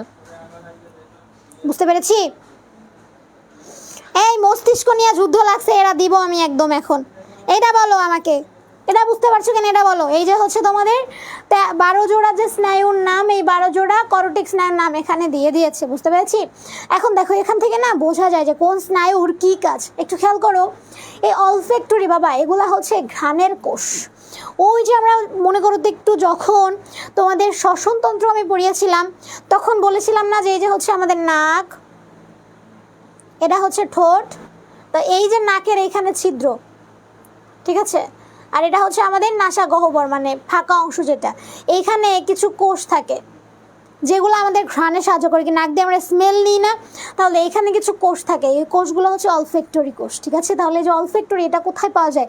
আমাদের যে ঘ্রাণেন্দ্রিয়, ঠিক আছে, আমরা যে ঘ্রাণ নেই বা স্মেল নেই, এইটা হচ্ছে নিয়ন্ত্রণ করে তোমার অলফ্যাক্টরি। তারপর দেখো অপটিক, একটু খেয়াল করো তো, তোমরা যখন সানগ্লাস বা চশমা কিনতে যাও ওখানে দেখো না অমুক অপটিক্স, তমুক অপটিক্স, ঠিক আছে, এরকম লেখা থাকে না? তাহলে অপটিক্স মানে কি, যে চশমা কি আমরা চোখেই পড়ি, তার মানে চোখের যে কার্যক্রম সেইখানে তোমরা মনে রাখবে এটা হচ্ছে অপটিক। এরপরে দেখো অকুলোমোটর, এটা হচ্ছে আমাদের চোখের যে অক্ষিগোলক আছে, গোলক আছে, এটা কি ঘোরে না? দেখো এমনি এমনি ঘোরে না? তাহলে যে মোটর মানে কি, মোটর মানেই তোমার দেখবা যে ঘূর্ণায় মান কিছু একটা বোঝাচ্ছে। তাহলে দেখো অকুলোমোটরের কাজ হচ্ছে তোমার এই যে অক্ষিগোলকের যে তোমার ঘূর্ণনটা, এটা হচ্ছে তোমার নিয়ন্ত্রণ করা। ঠিক আছে, যে নাম পড়তে গেলে দাঁত ভেঙে যাবে। জি আপু বুঝতে পারছি। হুক্কা কই গেল রে? হুক্কাতে হাইপোগ্লোসাল, হুক্কাতে হাইপোগ্লোসাল। বাবা যদি এরপরেও না বুঝতে পারো তাহলে বইয়ে দেখবা যে একদম তোমাদের একটা করে, মানে একটা পেজে তোমাদের দেওয়া আছে 12 জোড়া করটিক স্নায়ুর নাম একদম করে দেওয়া আছে। এখন 12 জোড়া তোমাদের একবারে মুখস্থ করতে গেলে মনে থাকবে না, ভুলে যাবে। এই জন্য আমি তোমাদেরকে সূত্র দিয়েছি। সেম এজের একটা ছেলে থাকে, একটা মেয়ে 5 এর বেশি অ্যাডাল্ট হয়। আচ্ছা বাবা হইছে, এবার ওরা হচ্ছে যুদ্ধ করতেছে। এখন মস্তিষ্কের ওজন কম বেশি এগুলো নিয়ে যুদ্ধ করার কোনো দরকার নাই। এখানে কনসেন্ট্রেশন করো, এখানে কনসেন্ট্রেশন দাও। ঠিক আছে, হুক্কাতে হচ্ছে তোমার হাইপোগ্লোসাল, হুক্কাতে হাইপোগ্লোসাল। আচ্ছা তারপর দেখো এখান থেকে আমরা আর কি জানবো এসে। দেখো কর্টেক্স নাও তো বলে দিয়েছে। এই যে দেখো, এই যে গ্লসোফেরিঞ্জিয়াল বললাম না বাবা, এটা দেখো, এটা হচ্ছে জিহ্বার স্বাদ। এই যে গ্লসোফেরিঞ্জিয়াল বললাম না, জলে হচ্ছে গ্লসোফেরিঞ্জিয়াল। তাহলে জল আমরা কোন জায়গা দিয়ে খাই, বা আমরা পানি কোন জায়গা দিয়ে খাই, মানে গাল দিয়ে খাই না, জিহ্বা দিয়ে খাই না? তাহলে দেখো জিহ্বার সাথে আমাদের যে সম্পর্কটা ওইটাই, যে গ্লসোফেরিঞ্জিয়াল হচ্ছে তোমার জিহ্বার যে স্বাদ এটা নিয়ন্ত্রণ করে, সেটা হচ্ছে আমাদের গ্লসোফেরিঞ্জিয়াল স্নায়ু। আপু এসএস নিব? নাও নাও নাও এসএস নাও। সাইরা মজুমদার, আসসালামু আলাইকুম আপু, কেমন আছেন? এই তো আপু ভালো আছি, তুমি কেমন আছো? ক্লাসে মেবি লেট করে জয়েন করেছে। এসএস নেওয়া হয়েছে, আই থিঙ্ক হয়েছে। এরপরেও না হলে লাইভ যখন শেষ হবে তখন এখানটা টেনে তারপরে এসএস নিয়ে নিও। ওকে, এরপর দেখো আমাদের মানব সংবেদী অঙ্গ। আমাদের এখানে দুইটা অঙ্গ নিয়ে কথা বলা আছে, একটা হচ্ছে আমাদের চোখ আর একটা হচ্ছে আমাদের কান। এখন দেখো প্রথমেই যে একটা কথা বলেছি, মানবদেহে 11 ধরনের সংবেদক গ্রাহক রয়েছে। তার মধ্যে দেখো চোখ হচ্ছে আলোক সংবেদী ও দর্শনেন্দ্রিয়। মানে কি, চোখ হচ্ছে আমরা চোখে আলো প্রবেশ করে এবং এই চোখ দিয়ে হচ্ছে আমরা কি করি, আমরা হচ্ছে আলোকিত কোনো বস্তুকে দেখি। অন্ধকারে কিন্তু আবার দেখা যায় না। তাহলে দেখো এই চোখের যে অংশটা 6 ভাগের 1 ভাগ বাইরে থাকে, বাকি অংশ মানে ছয় ভাগের বাকি 5 ভাগই তোমার ভিতরে থাকে। এই জন্য চোখটাকে এতটুকু দেখা যায়। আসলে চোখ কিন্তু এত বড়, মানুষের চোখ এত বড়। এই জন্য দেখবা যে কঙ্কাল যেটা মানে মানুষের মাথার খুলি, মরা মানুষের মাথার খুলি যদি কখনো দেখবা এখানে অনেকখানি ফাঁকা, নাকের এখানে অনেকখানি ফাঁকা, আর হচ্ছে তোমাদের চোখের এখানে বড় বড় 2টা করে ফাঁকা।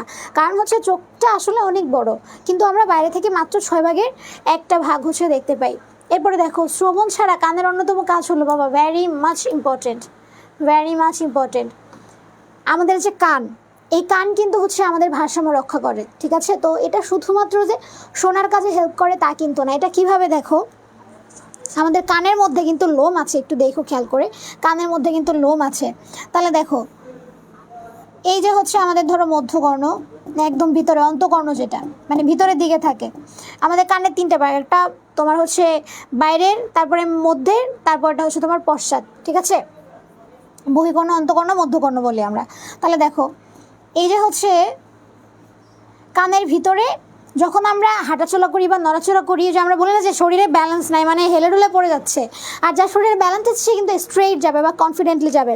তো দেখো যখন আমাদের শরীর হেলে যায় তখন এইটা হচ্ছে তোমার এখানে আন্দোলিত হয়, আন্দোলন হয়, মানে হচ্ছে এরকম নাড়াচাড়া হয়, কারণ এখানে অনেক তরল থাকে, ঠিক আছে?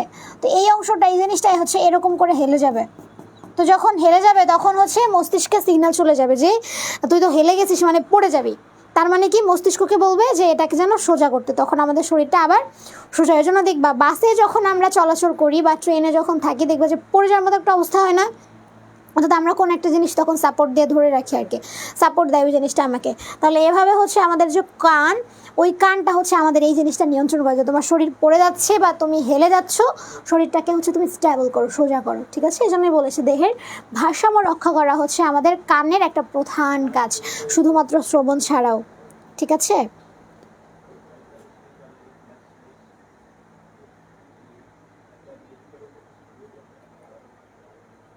জি আলহামদুলিল্লাহ ভালো। অসুস্থ আপু মনে ছিল না, এখন দেখলাম আপনার ক্লাস চলতেছে। আহারে বেচারি। ফেলে আনো, ওটা কি হবে বাবা? দিয়ে দিয়েছি না, ফেলে আনোতে কি হবে? কোথায় গেল রে ফেলে আনো? ফেলেতে হচ্ছে ফ্যাসিয়াল, ফ্যাসিয়াল ফেস, মুখমণ্ডল যেটা, ফ্যাসিয়াল। আনোতে হচ্ছে অডিটরি, অডিটরি। ফেলেতে ফ্যাসিয়াল, আনোতে হচ্ছে অডিটরি, আনোতে হচ্ছে অডিটরি। ওকে, তারপর দেখো এই যে মানুষের কানের হচ্ছে 3টা অংশ বাবা, একটা বহিকর্ণ, অন্তকর্ণ, মধ্যকর্ণ। দেখো এই যে বহিকর্ণ একটা, মধ্যকর্ণ একটা, এরপরে হচ্ছে তোমার অন্তকর্ণ একটা, ঠিক আছে? আর কানে দেখো শব্দ তরঙ্গ প্রবেশ করলে যে অংশ কেঁপে ওঠে তা হলো কান পর্দা। এই শব্দ তরঙ্গ হচ্ছে কানের পর্দার মধ্যে যায় বিধায় তোমার হচ্ছে কি বলতো, শব্দ তরঙ্গ যায় বিধায় আমরা কিন্তু শুনতে পারি। যদি এখানে শব্দ তরঙ্গ না যেত আমরা কিন্তু শুনতে পারতাম না। অর্থাৎ যখন আমাদের এখানে কোনো শব্দ প্রবেশ করে তখন ওখানে কম্পন হয়, কারণ শব্দ সৃষ্টি হওয়ার মানে একদম প্রথম শর্ত হচ্ছে কম্পন হতে হবে। যদি কম্পন না হয় সেখানে কোনো শব্দ উৎপন্ন হবে না। তোমাদেরকে আগেও বলেছিলাম এই যে আমাদের যে ভয়েস বক্স আছে, এখানে হাত দিয়ে দেখবা কথা বলার সময় হচ্ছে এটা অনেক কাঁপে। তো কথা বলা যখন বন্ধ করে দাও, এই অংশের কম্পনটাও কিন্তু তোমার বন্ধ হয়ে যায়, ঠিক আছে? আচ্ছা, এরপরে দেখো এই যে একটু খেয়াল রাখবা বাবা, এগুলো একটু খেয়াল রাখবা যে রাসায়নিক যে সমন্বয়, এই দেখো একটা আছে হাইপোথ্যালামাস। এই হাইপোথ্যালামাস হচ্ছে একটা গ্রন্থি, ঠিক আছে? এটা অন্তঃক্ষরা গ্রন্থি হিসেবে কাজ করে। মানে গ্রন্থি হচ্ছে কি, যেখান থেকে কোন একটা জিনিস নিঃসৃত হচ্ছে, ঠিক আছে? দেখো এই যে এই গ্রন্থি থেকে যেসব হরমোন নিঃসৃত হয় বা ক্ষরিত হয়, একটু খেয়াল করো, সেগুলো মূলত পিটুইটারি গ্রন্থির ক্ষরণকে নিয়ন্ত্রণ করে। এসব হরমোনকে পূর্বে রিলিজিং ফ্যাক্টর বলা হতো, ঠিক আছে? হাইপোথ্যালামাস ক্ষরিত হরমোন সমূহ হলো, দেখো এই যে একটা দেওয়া আছে, GH আর এইচ মানে হচ্ছে গ্রোথ হরমোন রিলিজিং হরমোন, যা নিয়ন্ত্রণ করে গ্রোথ হরমোন, মানে এই যে মানুষ যে বড় হয়, এটা বলো না যে গ্রোথ হরমোন। আরও সহজে বলি, তোমরা হচ্ছে যারা আর্জেন্টিনার খেলা দেখো বা না দেখো, মানে আর্জেন্টিনা ব্রাজিলের তো বাংলাদেশের প্রচুর প্রচুর ফ্যান। তো আর্জেন্টাইন ফ্যান না হলেও এটা কিন্তু তোমরা সবাই শুনেছিলে যে মেসি কিন্তু হচ্ছে মানে হাইটটা একটু কম, কারণ তার গ্রোথ হরমোনের প্রবলেম ছিল আর কি, ছোটোবেলায় প্রবলেম ছিল। তো এই যে গ্রোথ হরমোনের কাজ কি, মানে আমাদের শরীরটাকে বড় করা, তাই না, বয়স অনুযায়ী শরীরটাকে বড় করা। তো দেখো এই যে গ্রোথ হরমোন জিএইচ, যেটাকে আমরা বলতেছি গ্রোথ হরমোন, এই গ্রোথ হরমোনটা এটা নিয়ন্ত্রণ করে কে, গ্রোথ হরমোন রিলিজিং হরমোন, ঠিক আছে, GHRH। এরপরে দেখো থাইরোট্রফিন রিলিজিং হরমোন, এটা হচ্ছে থাইরয়েড স্টিমুলেটিং, যেটাকে আমরা বলি THS, থাইরয়েড স্টিমুলেটিং হরমোন। আর হচ্ছে প্রোল্যাকটিন যে হরমোনটা, এটাকে নিয়ন্ত্রণ করে। কারণ দেখো কেন নিয়ন্ত্রণ করতেছে, এই স্বাভাবিক গ্রোথ হরমোন, এটা যদি পর্যাপ্ত পরিমাণে নিয়ন্ত্রণ না হয়, মানে কি বলে, যদি রিলিজ না হয়, যদি কম রিলিজ হয়, তাহলে কিন্তু মানুষ বামন হয়ে যাবে, বেটে হয়ে যাবে। আবার যদি অনেক বেশি হয়ে যায়, তখন কি হবে বলো তো, তখন হচ্ছে আবার সে দৈত্যাকার হয়ে যাবে। এই জন্য দেখবা যে পৃথিবীতে তোমার মানে কি বলে, মানুষের স্বাভাবিক ধরো একটা মেয়ে মানুষ 5 থেকে যদি 5 ফিট 10, 7, 10-এও অনেক বেশি, এখন 5 ফিট 7 থেকে আর 10 ধরলাম, এই অবধি ঠিক আছে। কিন্তু কোনো একটা মেয়ে মানুষ যদি ধরো 6 ফিট হয় বা 6 ফিট সামথিং হয়, তাহলে সে কি একটু দৈত্যাকার না, বেমানান লাগবে না? ছেলেদের ক্ষেত্রেও কিন্তু এরকম, অর্থাৎ একটা নির্দিষ্ট আছে তোমার মেজারমেন্ট আছে যে এই অবধি হচ্ছে তোমার মানুষ লম্বা হবে, এর থেকে বড় হয়ে গেলে সে হচ্ছে দৈত্যাকার হয়ে যাবে। তো এই জন্য এরকম কিছু হরমোন আছে যেগুলো কি করে, তোমার নিয়ন্ত্রণ করে, যে খুব বেশিও নিয়ন্ত্রণ, মানে কি বলে, নিঃসরণ হবে না, আবার খুব কমও নিঃসরণ হবে না। তো এইটা হচ্ছে নিয়ন্ত্রণ করে তোমার এই যে হাইপোথ্যালামাস থেকে যে হরমোনগুলো রিলিজ হয় সেটা। যেমন দেখো যে GRH, এটা হচ্ছে গোনাডোট্রফিন রিলিজিং হরমোন, তার মানে কি লুটিনাইজিং হরমোন, যেটা হচ্ছে মেয়েদের থেকে খরিত হয়। একটা হচ্ছে ফলিকল স্টিমুলেটিং হরমোন, ওই যে ফলিকলটা মেয়েদের যেটা থাকে তোমার রিপ্রোডাক্টিভ সিস্টেমে, তোমরা একটু পড়েছো। তাহলে এইটা হচ্ছে তোমার নিয়ন্ত্রণ করে এই গোনাডোট্রপিক, মানে হচ্ছে GRH। যদি এটাও নিয়ন্ত্রণ না হয়, তখন দেখবা যে ইমব্যালেন্স হয়ে যায়, কারো 2টা ডিম্বাণু নিঃসৃত হচ্ছে, কারো তোমার হচ্ছে তোমার শরীরে যাই হোক বিভিন্ন ধরনের প্রবলেম দেখা দিতে পারে। এবার দেখো যে ডোপামিন কি করে, প্রোল্যাকটিন ক্ষরণটা হচ্ছে তোমার রোধ করতেছে, ঠিক আছে। তো এই যে এক একটা হরমোনের কাজ এক এক রকমের, ওকে। সরি, যে এখানে হচ্ছে কিছু তোমার এক কথায় জিনিস দেওয়া আছে, অতিরিক্ত তথ্য দেওয়া আছে, তোমরা হচ্ছে টাস করে এগুলা পড়ে ফেলবা, ঠিক আছে। তো এই ছিল আমাদের সমন্বয় নিয়ন্ত্রণের ওখানে সমন্বয়ের অধ্যায়। এরপর দেখো জিনতত্ত্ব বিবর্তন, তোমরা হচ্ছে আগে একটু আপু লাভলি মুকশিদা আপু, তুমি যে ক্লাস শুরুতে একটা আচ্ছা ওইটার অ্যান্সারটাই এখনও দিলা না। ওকে, তুমি জানতে চেয়েছিলে যে বায়োলজিতে কিভাবে পড়বা। ওকে, বায়োলজিতে হচ্ছে মুখস্থ করার কোনো দরকার নেই বাবারা, বায়োলজি হচ্ছে মুখস্থ করার কোনো দরকার নাই। বায়োলজি তোমরা বইটা বের করবা, যে অধ্যায়টা তুমি পড়তে যাবা, তুমি আগে ওই অধ্যায়ের বেসিকটা নাও, যে এই অধ্যায় আমাকে কী সম্পর্কে আলোচনা আছে, এই অধ্যায় সম্পর্কে আমি কী জানবো, মানে অধ্যায় কী নিয়ে আলোচনা করা আছে সেটা আগে জানো। তারপর মানে এই জিনিসটা কী, যেমন তোমাদেরকে আমি হচ্ছে সমন্বয় নিয়ন্ত্রণ আজকে শুরু করেছি, তাহলে প্রথমে তোমাদেরকে জানতে হবে সমন্বয় এবং নিয়ন্ত্রণ জিনিসটা আসলে কী, তাহলে তুমি আগে জানলা। তারপর হচ্ছে এইটার তাহলে মেইন জিনিসকে, এই যে সমন্বয় আমরা নিয়ন্ত্রণ পড়তেছি, তাহলে এই অধ্যায়ের মেইন জিনিসকে, মেইন জিনিস হচ্ছে আমাদের মাথা, আমাদের মস্তিষ্ক, আমাদের ব্রেন, ঠিক আছে। তাহলে এইটার আবার তোমার সব থেকে ক্ষুদ্র জিনিস কোনটা, বা হচ্ছে এটাকে নিয়ন্ত্রণ করতেছে কে, গঠনগত কার্যগত একক কী জিনিস, সেটা হচ্ছে আমাদের নিউরন, আমরা জানলাম। তাহলে নিউরনের আবার কতগুলো নিউরন আমাদের শরীরে আছে সেটা জানলাম। তারপরে হচ্ছে এখান থেকে আরও কি বেসিক কোশ্চেন হতে পারে, যেমন নিউরনের সংখ্যা কত আমাদের মস্তিষ্কে। তারপরে হচ্ছে এই যে আমাদের মস্তিষ্ক, এর কি কোনো ভাগ আছে, কয়টা ভাগ আছে, তাহলে মস্তিষ্ক যে আমরা বললাম নিয়ন্ত্রণ করছে, তাহলে মস্তিষ্কের যে কতগুলো ভাগ, কোন পার্টটা নিয়ন্ত্রণ করছে, কিভাবে নিয়ন্ত্রণ করছে, তো এগুলাই। তো এইভাবে হচ্ছে তুমি জাস্ট বেসিক জিনিস সম্পর্কে ধারণা রাখো, যেটা রিটেনের পার্ট সেটা মনে রাখার কোনো দরকার নাই। যেমন এখানে তোমাকে কেউ বলবে না যে মস্তিষ্ক কিভাবে তোমার শরীরকে নিয়ন্ত্রণ করছে তুমি ব্যাখ্যা করো, কেউ বলবে না বাবা, কারণ এখানে তোমার MCQ ভরাট করতে হবে। সো তোমাকে অধ্যায়ের বেসিক যে জিনিসগুলো, একদম বেসিক মানে এক কথায় যার উত্তর পাওয়া যায় সেই জিনিসগুলোই টুকুস করে হাত দিয়ে বেছে সেগুলোই হচ্ছে তুমি অ্যানালাইসিস করো, সেগুলোই পড়ো। এরপরে অধ্যায়টা পড়া হয়ে গেলে এই অধ্যায় থেকে কী MCQ আসতে পারে, কী সৃজনশীল আসছে দেখা লাগবে না, কী MCQ আসতে পারে বিভিন্ন ভর্তি পরীক্ষায়, নার্সিং হোক বা মেডিকেল হোক, বা হচ্ছে ভার্সিটি হোক, বুয়েট হোক, ভর্তি পরীক্ষায় তোমার হচ্ছে এক কথায় কী উত্তর আসছে, বা হচ্ছে তোমার এমসিকিউ কোন টাইপের আসছে সেটা দেখো, দ্যাটস এনাফ ফর ইউ। এভাবে বললেই হবে, মানে একদম বই ধরে এই পাশ থেকে ও পাশ এত দরকার নেই। অধ্যায়ের বেসিক সম্পর্কে জানলে ইটস এনাফ ফর ইউ। বুঝতে পেরেছি? বই নাই কি মুখস্থ করবো, দিস ইজ ইট।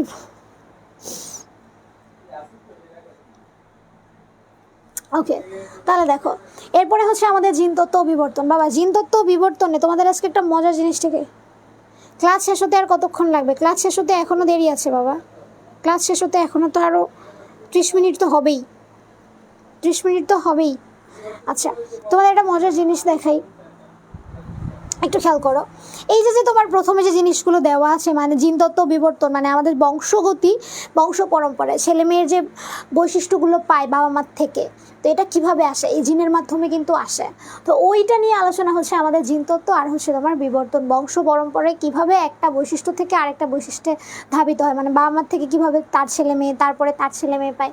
এই যেমন দেখো আলিয়া ভাটের যে মেয়ে রাহা কাপুর, তোমরা সবাই ইতিমধ্যে দেখেছো, রাহার চোখ দুইটা কিন্তু অনেক সুন্দর, দেখবা যে আইবলের কালারটা একটু ডিফারেন্ট। তো এই আইবলের কালারটা কিন্তু পেয়েছে ওর তোমার হচ্ছে মানে ওর যে বাবার বাবার থেকে। এটা কিন্তু একটা জিনগত ধারা, ঠিক আছে? অর্থাৎ এই যে জিনগত ধারাটা কিন্তু থেকে গিয়েছে। তো এই যে তোমার মানে সন্তান সন্ততির থেকে তার ছেলে মেয়ে, তার ছেলে মেয়ে থেকে তার ছেলে মেয়ে, এভাবে জিনের যে বৈশিষ্ট্যগুলো তোমার চলে যায়, ক্যারি হয়, এগুলো নিয়ে যে আলোচনা, সেটা হচ্ছে আমাদের জিনতত্ত্ব আর হচ্ছে আমাদের বিবর্তন, ঠিক আছে? এখন দেখো এই যে আমরা একটু মজার জিনিস আজকে একটু খেয়াল করি, একটু শিখি, যে সেটা হচ্ছে আমাদের এই জিনতত্ত্ব বিবর্তন অধ্যায়টা যখন আমরা পড়তে চাই, তখন আমাদের একজন বিজ্ঞানীর কথা অবশ্যই পড়তে হয়। সেটা হচ্ছে আমাদের গ্রেগর জোহান মেন্ডেল। কি নাম বলেছি? গ্রেগর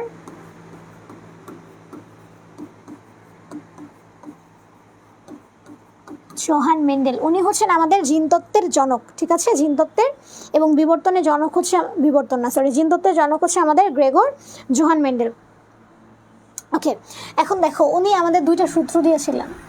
একটা হচ্ছে তোমার পৃথকীকরণ সূত্র, আরেকটা হচ্ছে স্বাধীনভাবে সঞ্চালনের সূত্র। এই সূত্র দুইটা আসলে কি জিনিস? এই যে আমরা সমাজে কিন্তু এখনও ব্লেম করি মেয়েদের, যে মেয়ে যদি কালো হয় তাহলে হচ্ছে ছেলে মেয়ে কালো হবে, কিন্তু বাবা যদি কালো হয় তাহলে কোনো দোষ নাই। মানে তোমার যদি নিজের শাশুড়ি মা যখন বৌমা দেখতে যায়, তখন নিজের ছেলের গায়ের রং কি সেটা দেখবে না, কিন্তু বৌমার গায়ের রং সাদা ধবধব বা ধলা চামড়া না হইলে সে কিন্তু বিয়ে দিবে না। বা যদি হচ্ছে তোমার মানে কন্যা সন্তান হয়, তাহলেও কিন্তু এখনও সমাজে মেয়েদেরকে দোষী করা হয়। তো এই যে দোষী করতেছে, এই দোষ আসলে কার? এই জিনতত্ত্ব অধ্যায় থেকে এরকম মজার মজার কিছু জিনিস আমরা হচ্ছে বেছে নিয়ে আসবো।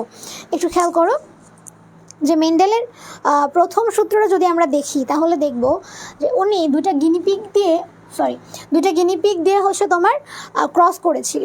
তো একটা নিয়েছিল তোমার হচ্ছে বাদামি বর্ণের গিনিপিগ, বাদামি বর্ণ, আরেকটা নিয়েছিল তোমার হচ্ছে কালো বর্ণ, মানে মানুষের মধ্যে দেখেনি, গিনিপিগের মধ্যে দেখেছিল। এখন দেখো এই বাদামি বর্ণ ধরো, এটা হচ্ছে তোমার মেয়ে গিনিপিগ, ঠিক আছে? মানে স্ত্রী গিনিপিগ।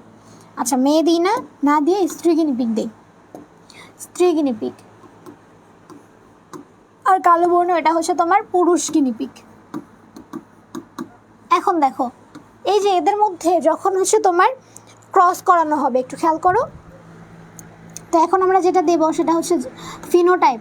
এটা যেটা আমরা দিলাম ফেনোটাইপ, বাবারা ফেনোটাইপ কি? ফেনোটাইপ হচ্ছে জিনের যে বৈশিষ্ট্যটা আমরা বাইরে থেকে দেখতে পাই, যেমন কার চুলের রং কীরকম, কার চোখের কালার কীরকম, কার স্কিনের কালার কীরকম, এটা বাইরে থেকে দেখা যায়। তাহলে এটা হচ্ছে তোমার ফেনোটাইপ, মানে জিনের যে বৈশিষ্ট্যটা বাইরে থেকে তুমি ভিজিবল করতে পারছো, যেটা তোমার মানে দৃশ্যমান হচ্ছে, সেটাই হচ্ছে ফেনোটাইপ। আর জেনোটাইপ কোনটা? জিনের যে টাইপটা আর কি, যেটা আমরা দেখতে পারি না, যেটা আমাদের বডির ভিতরে থাকে, ইন্টারনাল থাকে, সেটা হচ্ছে আমাদের জেনোটাইপ।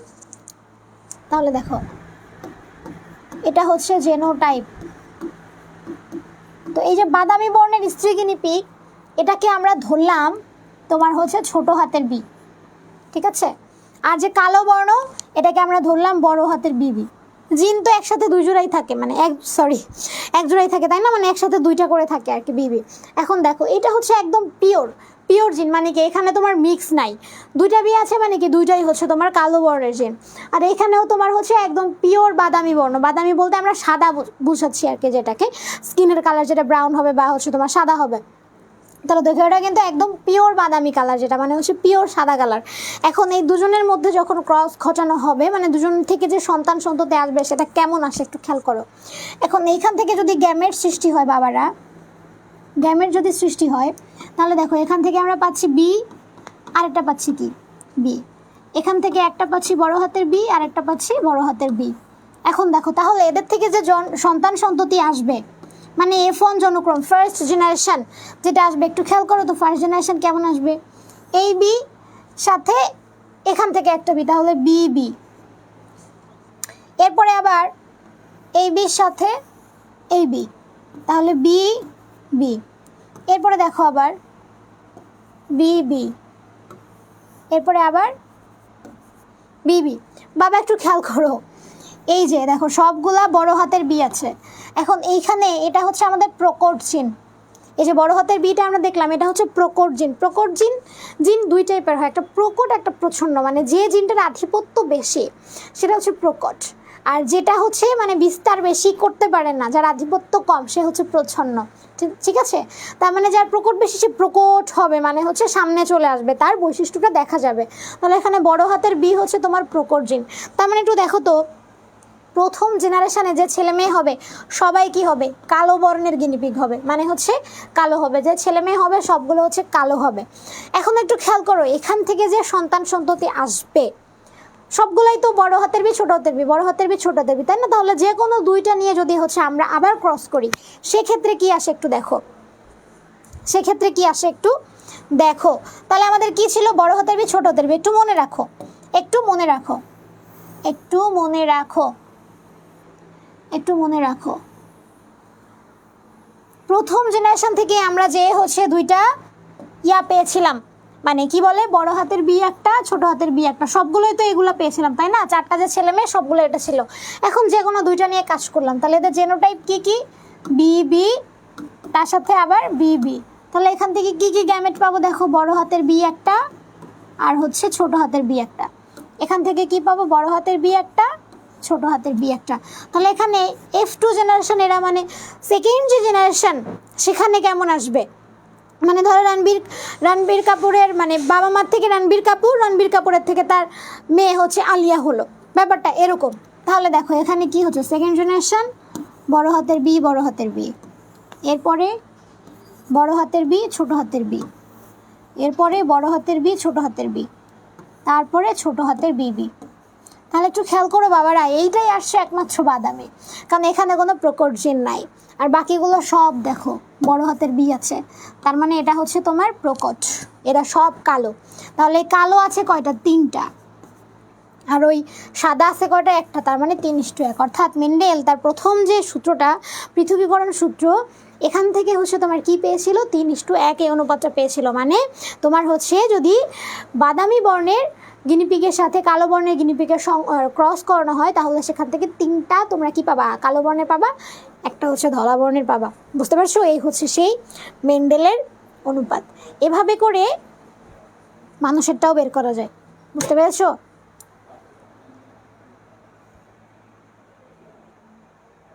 হ্যাঁ, মেয়েদের দোষী করা ঠিক না, এর জন্য দায়ী জিনটা থাকে পুরুষদের একদম। তাহলে দেখো ঠিক সেমভাবে মানে ওই তোমাদেরকে যেটা বলছিলাম যে গায়ের যে বর্ণটা সেটা কিন্তু শুধুমাত্র মায়ের উপর ডিপেন্ড করে না। মাকে যদি ফর্সা নেয় মানে মেয়ে যদি ফর্সা হয় ছেলে মেয়ে যে ফর্সা হবে ব্যাপারটা এরকম না, কারণ বাবা মা দুজনের উপরই কিন্তু হচ্ছে এটা ডিপেন্ড করতেছে। ছেলে এবং মেয়ে হওয়ার ক্ষেত্রেও ব্যাপারটা সেম, কারণ ছেলে মানুষ তখন হবে যখন হচ্ছে ছেলেদের থেকে তোমার ওয়াই ক্রোমোজোমটা আসবে। যদি ওয়াই ক্রোমোজোমটা না এসে যদি এক্স ক্রোমোজোম চলে আসে তখন কিন্তু ওটা মেয়ে বাবুই হবে। ঠিক আছে, তো এই জন্য দোষ আসলে এখানে কারোরই না, তবে যদি দোষ দিতেই হয় সে দোষ হচ্ছে পিতার, অবশ্যই মায়ের নয়। বুঝতে পেরেছি? তো এটা অনেক ইন্টারেস্টিং একটা অধ্যায়। তো এখান থেকে হচ্ছে তোমরা আই থিঙ্ক একটু একটু করে টুকুস করে পড়লেই পাবো। এরপর দেখো মানুষের কয়েকটা সেক্স লিঙ্ক ডিসঅর্ডার, মানে হচ্ছে যে ডিসঅর্ডারগুলো তোমার বংশ পরম্পরা মানে বাবা মার যদি থাকে তাহলে ছেলে মেয়েরও সেটা হবে। তো সেরকম দেখো এটা মনে রাখবে, যেমন হচ্ছে লাল সবুজ বর্ণান্ধতা, অর্থাৎ তারা হচ্ছে লাল কালার আর গ্রিন কালার হচ্ছে তোমার আইডেন্টিফাই করতে পারে না। তারপর হচ্ছে হিমোফিলিয়া, এটাও যদি বাবা মায়ের থাকে তাহলে হচ্ছে ছেলে মেয়ের কিন্তু হবে। এরপর হচ্ছে মাস্কুলার ডিস্ট্রফি ফি ফয়রসি, এরপরে হচ্ছে রাতকানা, তারপর হচ্ছে ফ্রাইজাল সিনড্রোম। তোমাদের বইয়ে আছে কয়টা জানো?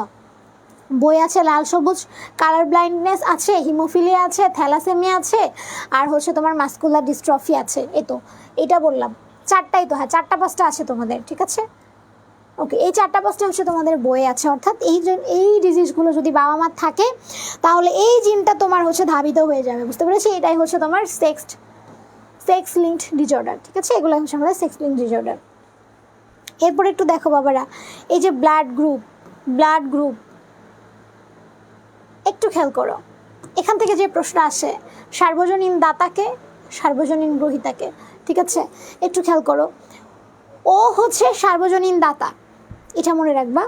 ও হচ্ছে সবাইকে দিয়ে দেয়, মানে মনে রাখবা ও দাতা অমুক দাতা, ঠিক আছে, ও দাতা। তার মানে এভাবে মনে রাখবা যে ও হচ্ছে সার্বজনীন দাতা, মানে হচ্ছে ইউনিভার্সাল ডোনার, যে সবাইকে হচ্ছে তোমার দেয়, মানে হচ্ছে যে সবাইকে, সব ধরনের রক্তের গ্রুপকে রক্ত দিতে পারে। আর এবি হচ্ছে সার্বজনীন গ্রহীতা, দ্যাট মিনস ইউনিভার্সাল রিসিভার, মানে সবার থেকে রক্ত নিতে পারে, যে কোনো গ্রুপের রক্ত থেকে ও হচ্ছে রক্ত নিতে পারবে। এই জন্য এই ওটাকে বলে সার্বজনীন দাতা, আর এবিকে হচ্ছে সার্বজনীন গ্রহীতা। এখন দেখো আমাদের ব্লাড গ্রুপ বেসিক্যালি কয়টা? 4টা না? একটা হচ্ছে এ, একটা বি, একটা এবি, আর একটা হচ্ছে ও, ঠিক আছে। এখন দেখো এই কোন রক্তের গ্রুপে অ্যান্টিজেন আছে এবং কোনটায় অ্যান্টিবডি আছে আর কোনটায় কি না, একটু খেয়াল করো। রক্তের গ্রুপ হচ্ছে এ, তার মানে এখানে অ্যান্টিজেন থাকবে এ, বুঝতে পেরেছি? রক্তের গ্রুপ যা অ্যান্টিজেন সেটা থাকে। তাহলে দেখো রক্তের গ্রুপ এ মানে এ অ্যান্টিজেন আছে, তাহলে বি মানে বি অ্যান্টিজেন আছে, এ বি গ্রুপ মানে এ আর বি অ্যান্টিজেন আছে। এখন অ্যান্টিজেন আমার হতেই পারে এ আর বি, হয় এ হবে, না হলে বি হবে, না হলে এ বি হবে। তাহলে দেখো এটার রক্তের গ্রুপ তো ও, তাহলে ওতে কি এ বি আছে বলো তো? এ আর বি কোনোটাই আছে নাই, এজন্য ওতে কোনো অ্যান্টিজেন নাই। এরপর দেখো এই হচ্ছে তোমার অ্যান্টিজেনের বিপরীত হবে অ্যান্টিবডি। তাহলে যদি এ অ্যান্টিজেন থাকে তাহলে অ্যান্টিবডি হবে বি, যদি বি অ্যান্টিজেন থাকে অ্যান্টিবডি হবে এ, আর যদি এ বি অ্যান্টিজেন থাকে তাহলে এর বিপরীত কিছু আছে। এ বি তো দুইটাই আছে, তাহলে এখানে কোনো এখানে কোনো অ্যান্টিবডি থাকবে না। এরপর দেখো এখানে যেহেতু কোনো অ্যান্টিজেন নাই তাহলে এটা তার বিপরীত, তার মানে এখানে এ আর বি উভয় অ্যান্টিবডি আছে, বুঝতে পেরেছি? এতদিনে ভালোভাবে বুঝলাম। ওকে, আচ্ছা তাহলে এবার বলো যে এটা বুঝতে পেরেছো কিনা, ব্লাড গ্রুপে এটা হচ্ছে তোমরা বুঝতে পেরেছো কি না? একটু বলো তো বাবারা, একটু বুঝতে পেরেছো কিনা? এগুলা বুঝতে কষ্ট হচ্ছে কিনা একটু জানা তো তাড়াতাড়ি। কোমরটা ধরে গেছে রে, মরে গেলাম। কুচুরা একটু তাড়াতাড়ি বলো যে এটা বুঝতে পেরেছো কিনা।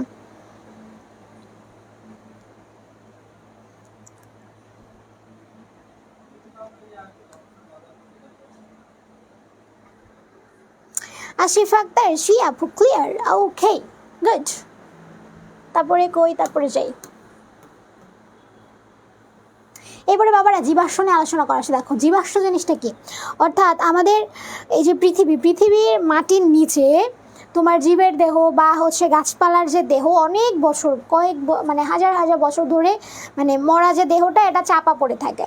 তো সেখান থেকে হচ্ছে তোমার যদি কোনো ধরনের মানে কি বলা যায় প্রাকৃতিক জিনিস তৈরি হয়, যেমন গ্যাস তৈরি হতে পারে বা কয়লা তৈরি হতে পারে, এটাই হচ্ছে আমাদের জীবাশ্ম, ঠিক আছে, ফসিল। ওকে সুইটি আক্তার, এটা আমি কলেজে ভালোভাবে পড়ছি, গুড। কলেজে যদি ভালোভাবে পড়ে থাকো তাহলে তো আরও বেশি ভালো। লাবণী খাতুন, যে আপু বুঝতে পারছি। ফরহান আক্তার ফাল্গুনি, ওকে। সব নাটের গ্রুপ অ্যাডভান্স। এবারে এর ধরে মাইক দেবো দেশ কেন আপু? আর বইয়ের কত পেজ আছে? তানিশা আক্তার, কি বলতে চাইছো আপু? বইয়ের কত পেজ আছে বলতে আমি বুঝতে পারিনি তোমার কথা। তৃষাশীল, বুঝতে পেরেছি, গুড।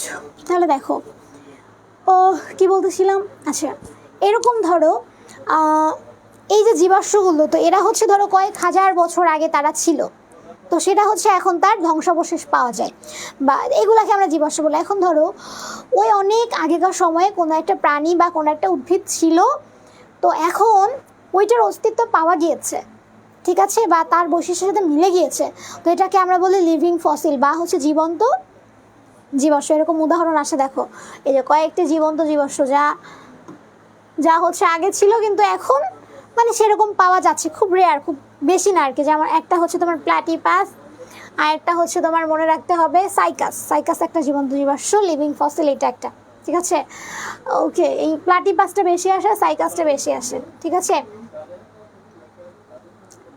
এটাও একটু একটু আসে, মানে খুব রেয়ার আর কি, কিন্তু বেশি সব থেকে আসে তোমার সাইকাস একটা আসে, আর এটা হচ্ছে তোমার প্ল্যাটিপাস, এটা হচ্ছে তোমার একটা জীবন্ত জীবাশ্ম।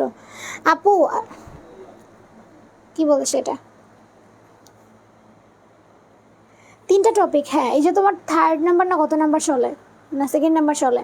আচ্ছা, এরপরে দেখো যে জিনতত্ত্বে ব্যবহৃত কতগুলো শব্দের ব্যাখ্যা, যেমন ফ্যাক্টর বা হচ্ছে জিন কি, এটা জানো, ঠিক আছে। যেটা হচ্ছে একটা ডিএনএ অণুর খন্ডাংশ, যেটা কি করে তোমার মৌলিক ভৌত কার্যিক একক, মানে বংশ থেকে বংশান্তরে জীবের বৈশিষ্ট্য প্রেরণ করে, সেটাই হচ্ছে তোমার জিন বা ফ্যাক্টর, ঠিক আছে।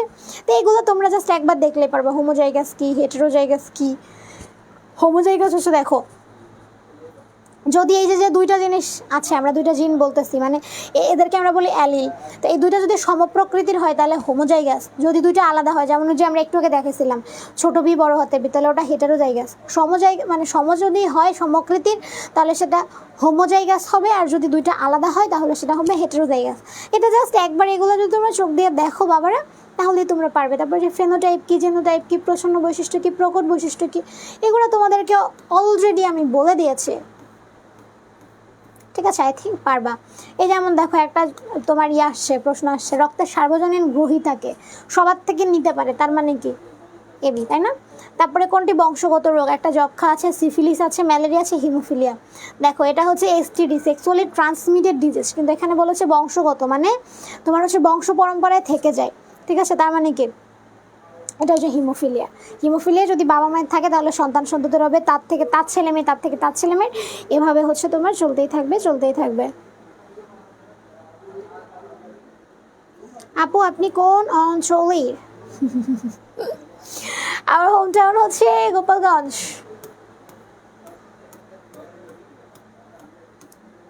আচ্ছা, এরপরে চলন ও অঙ্গচালনা। চলন অঙ্গচালনা থেকে তোমাদেরকে বলে দেই বাবারা, চলন ও অঙ্গচালনা এটা হচ্ছে তোমার কি বলতো, আমাদের মানব শরীরের যে কঙ্কালতন্ত্র আছে না, হাড্ডি গুড্ডি, মানে আমাদের এখান থেকে বেসিক কী কী জিনিস পড়বো আমি তোমাদেরকে শিখাই দিই। একটু দেখো, এখানে তোমার বেসিক জিনিসগুলোই দেওয়া আছে, এখানে তোমার বেসিক জিনিসগুলোই দেওয়া আছে, একদম বেসিক জিনিসগুলোই দেওয়া আছে। এই দেখো, এইটা সম্বন্ধে তোমাদের একটু ধারণা থাকা লাগবে। মানব কঙ্কালতন্ত্র, এটাকে আমরা 2টা ভাগে ভাগ করি। কঙ্কাল মানে কি, ওই যে কঙ্কাল তো তোমরা দেখছো, হাড়গোড় যেটা আর কি। তাহলে দেখো, একটা হচ্ছে অক্ষীয় কঙ্কাল, একটা হচ্ছে তোমার উপাক্ষীয় কঙ্কাল। অক্ষীয় কঙ্কালে আছে মোট 80টা, আর উপাক্ষীয় আছে বা উপাঙ্গীয়তে আছে তোমার 126টা, টোটাল হলো 206টা। এখন দেখো, এই অক্ষীয়র মধ্যে আছে তোমার করটি, মেরুদণ্ড, বক্ষপিঞ্জর, মানে এই যে আমাদের কোমর থেকে উপরের পর্যন্ত, এটা হচ্ছে তোমার একটা পার্ট, এটা হচ্ছে আমাদের অক্ষীয় বা অঙ্কীয়। এই যে উপরের দিকে মাথা আছে, আমাদের বক্ষপিঞ্জর আছে, হাত আছে, এই যে তোমার হচ্ছে চেস্ট আছে, তার তোমার কোমরের আগ পর্যন্ত। এরপরে নিচে যে পার্টটা যে উপাক্ষীয়, সেটা হচ্ছে তোমার এই যে বক্ষ অস্থিচক্র থেকে শুরু করে বাহু হবে। আচ্ছা, উপাক্ষীয় মানে হচ্ছে তোমার এই যে ডালপালা, ঠিক আছে। ওই যে আমরা বলি না যে শাখার থেকে উপশাখা সৃষ্টি হয়, তাহলে এই যে এটা হচ্ছে তোমার শাখা, উপশাখা। আর এই অক্ষীয় মানে হচ্ছে তোমার মেইন যেটা, ঠিক আছে। যেমন করটি একটা, মেরুদণ্ড, আর হচ্ছে ও যে দিনের ভিতর কয়বার পড়বে, আর এটা হচ্ছে তোমার বক্ষপিঞ্জর, ঠিক আছে। এটা হচ্ছে আমাদের অক্ষীয়, মানে কেন্দ্রীয় আর কি, সেন্ট্রাল মনে রাখবা, এটা হচ্ছে আমাদের সেন্ট্রাল। আর যে শাখা প্রশাখা থাকবে হাতটা, এগুলো হচ্ছে তোমার উপাক্ষীয় কঙ্কাল। এখন একটু দেখো, এই যে আমরা কঙ্কালের কথা বললাম, আমাদের এই করটির সংখ্যা কত, এটা আসে যে আমাদের করটি একটা, আরেকটা জিনিস আছে করটিকা, বাবা একটু খেয়াল করে, একটা আছে করটিকা, একটা আছে করটি। করটি হচ্ছে আমাদের অক্ষীয়, করটি হচ্ছে আমাদের মস্তিষ্কের ভিতরে, ঠিক আছে। ও খালি সারাদিনে পড়বে, মেজাজটা গরম হয়, এ নিবিল থাক। আচ্ছা, এই যে করটি আমাদের মস্তিষ্ক বা ব্রেইন, একটু আগে আমরা পড়েছি, তো এই মস্তিষ্ক বা ব্রেইনটা আমাদের এই করটির মধ্যে সুরক্ষিত থাকে। দেখো, এই অংশটা কিন্তু অনেক শক্ত, অনেক হার্ড দেখবা। তাহলে এই যে এটা যদি হচ্ছে খোলা হয় কোনোভাবে, তাহলে দেখবা ওইখানে ব্রেইন আছে। তোমরা তো দেখেছো, ব্রেইন তো দেখেছো অবশ্যই, মানে বাস্তবে এখনও দেখার সৌভাগ্য তোমাদের হয়নি। যদি হচ্ছে চান্সটা পেয়ে যাও, ফরচুনেটলি আমি চাই সবাই পাও, তাহলে দেখতে পারবা। এনআইসিবিডিতে গেলে, এনআইসিবিডি না, ওটা তো হার্টের, এটা হচ্ছে নিউরোসায়েন্স, সরি, ওখানে যদি যাও তখন হচ্ছে মানে ইউনিট যদি কাজ করো, তখন হয়তো বা দেখার সুযোগ হতে পারে। তাহলে দেখো এই মস্তিষ্ক হচ্ছে করটির মধ্যে সুরক্ষিত থাকতে পারে। এই করটির আরও কয়েকটা হাড় আছে, যেমন করটিকা আছে, মুখমণ্ডল আছে, কর্ণাস্থি আছে, হাইওয়েড আছে। যেমন দেখো করটিকা, এই করটিকা আবার বেশ কয়টা অস্থি আছে, 8টা অস্থি আছে। এরপর মুখমণ্ডল আছে 14টা, যেমন এই যে একটা ম্যাক্সিলা আছে, ম্যান্ডিবল আছে, ঠিক আছে, এরকম হচ্ছে তোমার। তারপরে কি এই যে নাক আছে, তো এগুলো হচ্ছে আমাদের মুখমণ্ডলের। তারপর দেখো কর্ণাস্থি যে আমরা একটু আগে পড়েছিলাম যে কানের মেইন 3টা অংশ থাকে। তো এই যে দেখো, এই যে যেহেতু আমরা এটা পড়লাম, এই কর্ণাস্থি একটা অস্থি আছে মেলিয়াস ইনকাস স্টেপিস, অন্তঃকর্ণের অংশ। এই স্টেপিস আবার আমাদের হিউম্যান বডির সব থেকে ছোটো হাড়, ঠিক আছে। স্টেপিস হচ্ছে আমাদের হিউম্যান বডির সব থেকে ছোটো হাড়। আর সব থেকে বড় হাড় কোনটা, যেটা হচ্ছে আমাদের পায়ে থাকে, এই যে হাঁটুর উপরে থাকে, যেটা হচ্ছে উরুতে যেটা থাকে, যেটা হচ্ছে ফিমার, ঠিক আছে। সব থেকে বড় হাড় হচ্ছে ফিমার, আর সব থেকে ছোটো হাড় হচ্ছে স্টেপিস। আমি লিখে দিচ্ছি, স্টেপিস হচ্ছে সব থেকে ছোট, আর পায়ের যে ফিমার থাকে সেটা হচ্ছে সব থেকে বড়।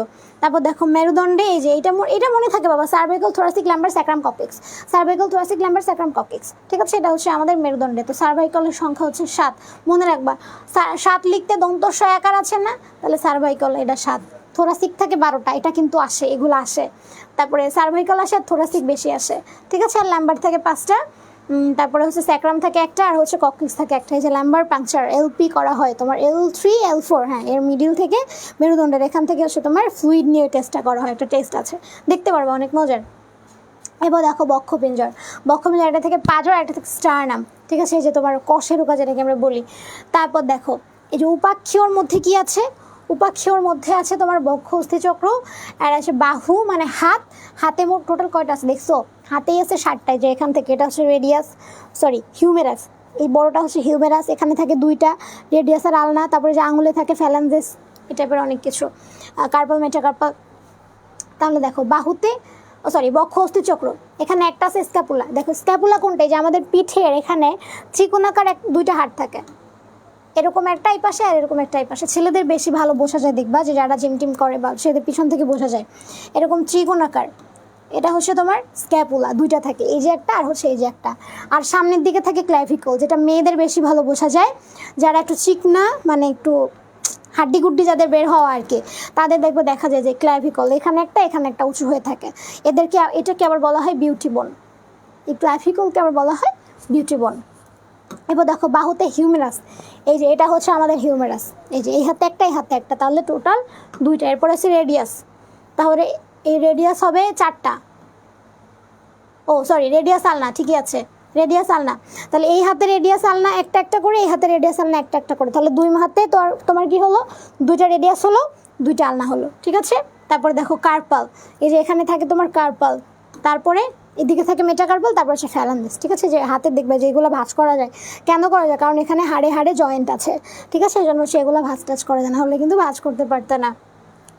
তারপরে হচ্ছে এই যে শ্রেণী চক্র, এটা হচ্ছে হিপ বোন, ঠিক আছে। যে এই হিপ বোন, এই বোনের কারণে কিন্তু তোমার যে এখানে দেখবে যে একটু বেশি কার্ভ থাকে, কারোটা বেশি কার্ভ, কারোটা কম কার্ভ। তো এটা হচ্ছে যাদের চওড়া তাদের একটু বেশি কার্ভ বোঝা যায়, এটাই হচ্ছে তোমার হিপ বোন, 2টা থাকে।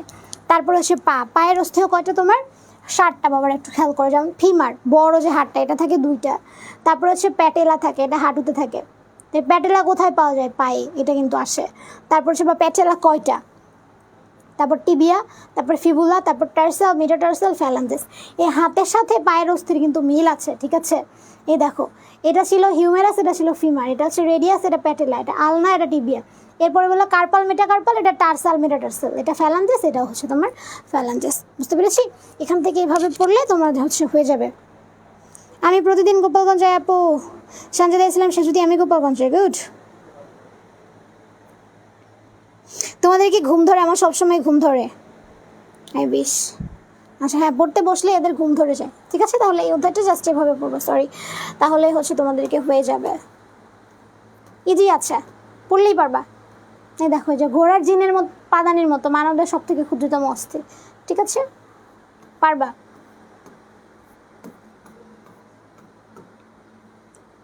ওকে ওকে ওকে ওকে, কই গেল আরেকটা বার ছিল তো বাবা। এরপরে দেখো মানবদেহের প্রতিরক্ষা ব্যবস্থা। মানবদেহের এত মনে রাখেন কিভাবে আপি? ইজি তো বাবা, মনে থাকবে তো। কঙ্কাল নিয়ে হচ্ছে যদি আরও ভালো হয়, একটা কঙ্কাল সামনে দাঁড়া করে যদি সেইটা একদম মনে রাখতে পারো যে এটা মাথার অস্থি, এটা নাকের অস্থি, এটার নাম ম্যাক্সিলা, এটা ম্যান্ডিবল, তারপরে সে এটা হিউমেরাস, এটা রেডিয়াস, এটা আলনা, তারপরে এটা ফিমার, এটা হচ্ছে ক্লাভিকল, এটা স্ক্যাপুলা। এভাবে ধরে ধরে মনে রাখতে পারো, দেখবা যে হয়ে গেছে। কঠিন না, একদমই কঠিন না। 2-1বার প্র্যাকটিস করো, দেখবা যে একদম ওকে হয়ে গিয়েছে। দেখো, মানব দেহের প্রতিরক্ষা ব্যবস্থা বাবা।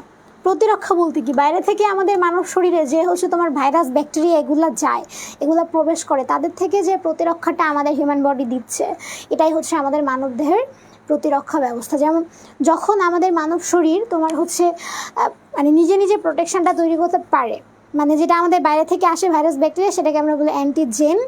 আর এই অ্যান্টিজেনের বিরুদ্ধে যুদ্ধ করতেছে যে, সেটা হচ্ছে অ্যান্টিবডি। তো আমাদের মানব শরীর যখন সুস্থ থাকে, স্বাভাবিক থাকে, তখন তোমার কী করে বলো তো, এই ভাইরাস বা হচ্ছে ব্যাকটেরিয়ার বিরুদ্ধে ওরা অ্যান্টিবডি তৈরি করতে পারে। কিন্তু কিছু কিছু সময় এই ভাইরাস বা ব্যাকটেরিয়ার বিরুদ্ধে ওরা যুদ্ধ করে পারে না, তখন আমরা কি করি, তখন হচ্ছে বাইরে থেকে এই প্রতিরক্ষা সিস্টেমটা ইনপুট করতে হয়। ঠিক আছে, যেমন এই যে আমাদের পৃথিবীতে হচ্ছে কোভিড ভাইরাস তোমার হচ্ছে আক্রমণ করেছিল। তো যখন কোভিড তোমার মানে কী বলে অ্যাটাক করলো, তখন আমাদের দেহে কি কোভিডের বিরুদ্ধে যে লড়বে ওই অ্যান্টিবডি কিন্তু আমাদের শরীরের ভিতর ছিল না। এই জন্য আমাদের কী হয়েছিল, কোভিডের বিরুদ্ধে ভ্যাকসিন নিতে হয়েছিল। ঠিক আছে, তার মানে হচ্ছে আমরা বাইরে থেকে অ্যান্টিবডিটা শরীরের মধ্যে প্রবেশ করাচ্ছি। তো এগুলো নিয়ে হচ্ছে আমাদের এই অধ্যায় আলোচনা, যে মানবদেহের প্রতিরক্ষা ব্যবস্থা। তো আমাদের ন্যাচারালি প্রথম প্রতিরক্ষাটা কে দেয়, সেটা হচ্ছে আমাদের ত্বক। বাইরে থেকে যখন কোনো ভাইরাস বা ব্যাকটেরিয়া আসবে, তখন প্রথম বাধাটা হয়ে যাবে আমাদের ত্বক। ঠিক আছে, ত্বক বাধা দেবে। এরপরেও যদি ভিতরে ঢুকে যায়, তখন আমাদের ত্বকে কী আছে বলো তো, ওই যে আমাদের ব্লাড সেলের ভিতরে একটা ছিল তোমার কী বলো তো, শ্বেত রক্তকণিকা। ওই শ্বেত রক্তকণিকা ফ্যাগোসাইটোসিস প্রক্রিয়া ওর বিরুদ্ধে ফাইট করবে, যুদ্ধ করবে, মানে ওকে হচ্ছে মেরে ফেলবে একদম। ঠিক আছে, তো এই যে এভাবে হচ্ছে আমাদের মানবদেহের প্রতিরক্ষাটা আসলে ধাপে ধাপে তৈরি হয়। এই দেখো, এই যে আমাদের হচ্ছে প্রথম প্রতিরক্ষা স্তরের অন্তর্ভুক্ত কী কী, প্রথমে দেয় ত্বক, তারপর হচ্ছে লোম, তারপর সিলিয়া, তারপর হচ্ছে অশ্রু, তারপর হচ্ছে লালা, তারপর সিরুমেন, এগুলো। ঠিক আছে, আরেকটা জিনিস মনে রাখবা, মানব শরীরের সব থেকে বড় অর্গান কোনটি, ত্বক। কোথায় গেল ত্বক? ঠিক আছে, সব থেকে বড় অঙ্গ বা সব থেকে বড় অর্গান হচ্ছে ত্বক। ঠিক আছে, দেখো এরপরে এই যে ত্বক, লোম, সিলিয়া এগুলো ভেদ করে যখন জীবাণু প্রবেশ করলো, তখন এই দ্বিতীয় প্রতিরক্ষা স্তরের অন্তর্ভুক্ত হচ্ছে ফ্যাগোসাইট। ওই যে বললাম যে যদি ঢুকেই যায়, তখন হচ্ছে রক্তের মধ্যে যে আমাদের শ্বেত রক্তকণিকা আছে, সেটা হচ্ছে তোমার ফ্যাগোসাইটোসিস প্রক্রিয়া ওটাকে লাইসিস করে ভেঙে ফেলবে। ঠিক আছে, তারপর দেখো আরও কী করতে পারে, এই যে প্রদাহ, তারপর হচ্ছে কমপ্লিমেন্ট, ইন্টারফেরন, তারপরে একটা পর্যায়ে এসে তোমার জ্বর হবে। এই জ্বর কেন হয়, মাঝে মধ্যে এই জন্য বলে মাঝে মধ্যে জ্বর হওয়া কিন্তু ভালো, স্বাভাবিক জ্বর হওয়া ভালো। তাহলে তোমার ইমিউনিটি সিস্টেমটা হচ্ছে ঠিক আছে, কারণ তোমার শরীর যখন ওই ভাইরাসের বিরুদ্ধে, ব্যাকটেরিয়ার বিরুদ্ধে তোমার যুদ্ধ করতেছে, তখন টেম্পারেচারটা শরীরের বেড়ে যায়। তো এই যে তোমার ইমিউনিটি ভালো আছে, এটার বহিঃপ্রকাশে কিন্তু তোমার টেম্পারেচার বেড়ে যাচ্ছে। সো সবসময় জ্বর হওয়া খারাপ না। আর তোমার জ্বর যদি হচ্ছে 100 ডিগ্রি পর্যন্ত থাকে, তাহলে ওষুধ না খেলেও সমস্যা হয় না। যদি 100 মানে ওভার করে ফেলে, ঠিক আছে 102-3 এরকম হয়ে যায়, তখন কিন্তু এসে অবশ্যই আবার মেডিসিন তোমাকে খেতে হবে ডক্টরের প্রেসক্রিপশন অনুযায়ী। ঠিক আছে, ওকে। তারপর দেখো আর কি হচ্ছে, আর কি হতে পারে, দাঁড়াও। এই দেখো, একটা হচ্ছে অর্জিত প্রতিরক্ষা, একটা হচ্ছে অর্জিত প্রতিরক্ষা, আর একটা হচ্ছে তোমার একদম গিফটেড, গড গিফটেড। মানে কিছু জিনিস থাকে যেগুলো আমাদের মানব শরীর মানে কি বলে, প্রথম থেকে আমাদের জন্মের পর থেকেই ওই জিনিসটার বিরুদ্ধে আমরা লড়তে পারি। আবার কিছু আছে যে ওই জিনিসটার বিরুদ্ধে লড়তে লড়তে লড়তে লড়তে আমাদের একটা প্রতিরক্ষা হয়ে যায়। যেমন দেখো, মানব দেহে যে প্রতিরক্ষা ব্যবস্থা জন্মের সময় থেকে নয়, বরং জন্মের পর কোনো নির্দিষ্ট জীবাণুর বিরুদ্ধে সাড়া দেওয়ায় কিংবা ভ্যাকসিন প্রয়োগের ফলে সৃষ্টি তাকে অর্জিত প্রতিরক্ষা বলে। যেমন কোভিডের বিরুদ্ধে আমাদের হচ্ছে তোমার প্রতিরক্ষাটা ছিল না, তো এইটার বিরুদ্ধে প্রতিরক্ষা দেওয়ার জন্য আমাদের বাইরে থেকে হচ্ছে তোমার ভ্যাকসিনটা ইনপুট করতে হয়েছে, বাইরে থেকে অ্যান্টিবডি দিতে হয়েছে। এটা হচ্ছে আমাদের অর্জিত প্রতিরক্ষা, যেটা আমরা অর্জন করি। ঠিক আছে, বাইরে থেকে জন্ম নেওয়ার পরে আমরা অর্জন করি, যেটা আমাদের জন্ম থেকেই থাকে না, সেটা হচ্ছে তোমার অর্জিত প্রতিরক্ষা। বুঝতে পেরেছি? ওকে, তো এরকম হচ্ছে এগুলা পড়বা। আচ্ছা, যে অ্যান্টিজেন কি, অ্যান্টিবডি কি, একদম সহজ সহজ কিছু জিনিস দেওয়া আছে। দেখো যে ভ্যাকসিন শব্দের অর্থ প্রতিরোধক, অর্থাৎ আমাদের শরীরকে কোনো একটা জিনিস থেকে প্রতিরোধ করে, কোনো একটা রোগ জীবাণুর থেকে আমাদের হচ্ছে প্রতিরোধ করে, সেটা হচ্ছে তোমার ভ্যাকসিন। যেমন একটা আছে তোমার ডিপিটি, এই ডিপিটিটিকে ব্যবহৃত হয় কী কী দেখো, ডিপথেরিয়া একটা, হুপিং কাশি একটা, আর একটা হচ্ছে তোমার টিটেনাস। হ্যাঁ শেষ, এটাই শেষই ভাইয়া, শেষ টপে একদম একদম। আমি আব্বুকে কিছুদিন আগে অ্যালার্জির কথা বলেছিলাম একদিন। হ্যাঁ এটা শুধুমাত্র তোমাদের না সানভি আফরোজ, এই অ্যালার্জির প্রবলেম, হ্যাঁ কোভিড দেওয়ার পরে এটা সাইড ইফেক্ট বলতে পারো। যে কোনো ভ্যাকসিন বা মেডিসিনের কিছু পার্শ্ব প্রতিক্রিয়া থাকে, তো কোভিডের একটা পার্শ্ব প্রতিক্রিয়া হচ্ছে অ্যালার্জির জন্য। তো এটা তোমাকেও যে আমি বলেছিলাম তো যে মেনটেন করে চলতে হবে, লাইক ধুলাবালিতে যাবার না, তারপরে হচ্ছে বাইরে গেলে এসে স্যানিটাইজার বা হচ্ছে ওয়াশ করে ফেলবা নিজেকে, স্নান করে ফেলতে পারলে আরও ভালো। হ্যাঁ ভালো হবে, কিছুদিন পর পর আবার আসবে, এটাই স্বাভাবিক। তাহলে দেখো এই যে এগুলোই হচ্ছে আমাদের কি বললাম, এই যে ডিপিটি নিয়ে বলতেছিলাম, এরকম ডিপিটি আছে, বিসিজি আছে যেটা যক্ষা থেকে প্রতিরোধ করে, তারপরে হচ্ছে তোমার আরও কি আছে, এইমার আছে যেটা হচ্ছে মেজলেস আর হচ্ছে রুবেলা থেকে তোমাকে রক্ষা করবে, তারপর হচ্ছে এইচপিভি আছে, প্যাপিলোভ্যাক্স, যেটা প্যাপিলোভ্যাক্স ভ্যাকসিনটা দিলে কি হবে, যে এইচপিভি ভাইরাসের কারণে যে সার্ভাইকাল ক্যান্সারটা হচ্ছে, এই ক্যান্সারটা তোমাদের হবে না। ঠিক আছে, তো এগুলো আমাদের শরীরের মধ্যে থাকে না, মানে আমাদের প্রতিরক্ষা দিতে পারে না, এজন্য বাইরে থেকে ইনপুট করতে হয়, অর্থাৎ আমাদের প্রতিরক্ষাটা অর্জন করতে হয়। ওকে ওকে ঠিক আছে, তাহলে দেখো যে এই প্রতিরক্ষা নিয়ে এইগুলাই, প্রতিরক্ষার উদ্ধারটা মানে একদমই সহজ, খুবই কঠিন না, একদম এক এক কথায় কিছু জিনিস দেওয়া আছে। এই যে বিসিজি কি, ওপিভি কি, ওরাল পোলিও ভ্যাকসিন যেটা মুখে খায়, টিটি কি, টিটেনাস টক্সাইড, ঠিক আছে, এই এক কথা অংশগুলো তোমরা হচ্ছে পড়ে ফেলবা। তারপরে যে তোমার হচ্ছে ইমিউন প্রতিরক্ষায় বিভিন্ন কোষের ভূমিকা, এই যেমন হচ্ছে আমাদের কি, এই যে লিউকোসাইট, বেজোফিল, ইউসিনোফিল, মনোসাইট, সবগুলা কিসের নাম বলো তো? সবগুলা আমাদের হচ্ছে শ্বেতরক্ত কণিকার ভিতরে কিন্তু থাকে, কারণ আমাদের মেইন প্রতিরক্ষাটা দেয় কিন্তু শ্বেতরক্ত কণিকা। তো ওইটা মনে রাখবো বাবু, ওই শ্বেতরক্ত কণিকার ভিতরে যা যা ছিল, লিউকোসাইট মানে নিউট্রোফিল, ইউসিনোফিল, বেজোফিল যেটা দানাদার, যেগুলা মনে করে দেখো, এটা সবই পড়াইছি। তো এগুলো তোমার অস্থিমজ্জা থেকে সব উৎপন্ন হয়। তারপরে হচ্ছে এই যে লিম্ফোসাইট, মাস্ট কোষ, ম্যাক্রোফেজ, প্লাজমা কোষ, এগুলো একটা ভ্রূণীয় স্টেম সেল থেকে, ম্যাক্রোফেজ আর মাস্ট কোষ হচ্ছে টিস্যু আর অঙ্গ থেকে। তো এগুলো সহজেই পারবা, ঠিক আছে, আই থিঙ্ক আর নাই। ওকে, আর যে কোন রোগের কোন টিকা বাবা, এটাও পারবা। দেখো কোন রোগের কোন টিকা, গুটি বসন্তের হচ্ছে আবিষ্কার করেছিলেন কে, বসন্তের টিকা হচ্ছে এডওয়ার্ড জেনার, জলাতঙ্ক হচ্ছে লুই পাস্তুর, ঠিক আছে, বা লুইস পাস্তুর, যক্ষা হচ্ছে তোমার, যক্ষার টিকার নামটা মনে রাখবা, বিসিজি, ঠিক আছে, এটা মনে রাখবা। তারপরে হচ্ছে দেখো কখন কোন টিকা দেই বা কখন পোলিও খাওয়াই, এটা একটু মনে রাখবে, ইপিআই শিডিউল, যেটা দেখো শিশুর জন্মদানের সময়, মানে যখন জন্ম হচ্ছে তখন বিসিজি, মানে হচ্ছে যক্ষা যাতে না হয়। দেখো ওই যে ছোটোবেলায় খাওয়াতো না, যক্ষা ভালো হয়, তো একদম জন্ম হওয়ার পরপরই হচ্ছে তোমার যক্ষার টিকা দেওয়া হয়। 6 সপ্তাহ যখন বয়স তখন দিবে হচ্ছে ডিপিটি, যেটাকে আমরা বলি পেন্টাভ্যালেন্ট ভ্যাকসিন। এটা হচ্ছে তোমার ডিপথেরিয়া, 3টা ডিজিজ, ডিপথেরিয়া, পারটুসিস আর হচ্ছে টিটেনাস, এই 3টা ডিজিজকে প্রতিরোধ করে। যখন 10 সপ্তাহ বয়স তখন দিব এমআর, মিয়াজলেস আর হচ্ছে রুবেলা, আর 14 সপ্তাহ বয়সে শুধু দিব হচ্ছে মেজলেস, ঠিক আছে, এতো। তারপরে অ্যান্টিবডি, অ্যান্টিজেন কি, অ্যান্টিবডি যেটা আমাদের শরীরে তৈরি হয়, আর অ্যান্টিজেন হচ্ছে ভাইরাস বা ব্যাকটেরিয়া, মানে বাইরে থেকে শরীরে যেটা প্রবেশ করে সেটা অ্যান্টিজেন, আর অ্যান্টিবডি হচ্ছে অ্যান্টিজেনের বিরুদ্ধে যেটা তৈরি হয়। বুঝতে পেরেছি? সো আই থিঙ্ক পারবা। হ্যাঁ ওকে, আমি একটু জেনে নিয়েছি। আচ্ছা ঠিক আছে, তাহলে এবার বলো সবাই বুঝতে পেরেছো কিনা, ঠিক আছে, সবাই বুঝতে পেরেছো কিনা বা কারো কোনো প্রবলেম আসে কিনা, তাহলে আমাকে একটু এনশোর করো, তাহলে এখানে শেষ করে দেবো, ঠিক আছে। আর বাসায় বসে কিন্তু পড়তে হবে। এবার তোমরা আমাকে একটু হচ্ছে কনফার্ম করো যে সব কিছু বুঝতে পেরেছো কিনা, তাড়াতাড়ি বাবারা একটু কনফার্ম করো যে তোমাদের হচ্ছে বুঝতে পেরেছো কিনা। সুইটি আক্তার, আল্লাহ হাফিজ আপু। আচ্ছা ঠিক আছে, তাহলে আই থিঙ্ক কোনো প্রবলেম নেই। আচ্ছা আর কারো কোনো প্রবলেম আছে বাবারা, বলো তো, আর কারো কোনো প্রবলেম আছে কি না?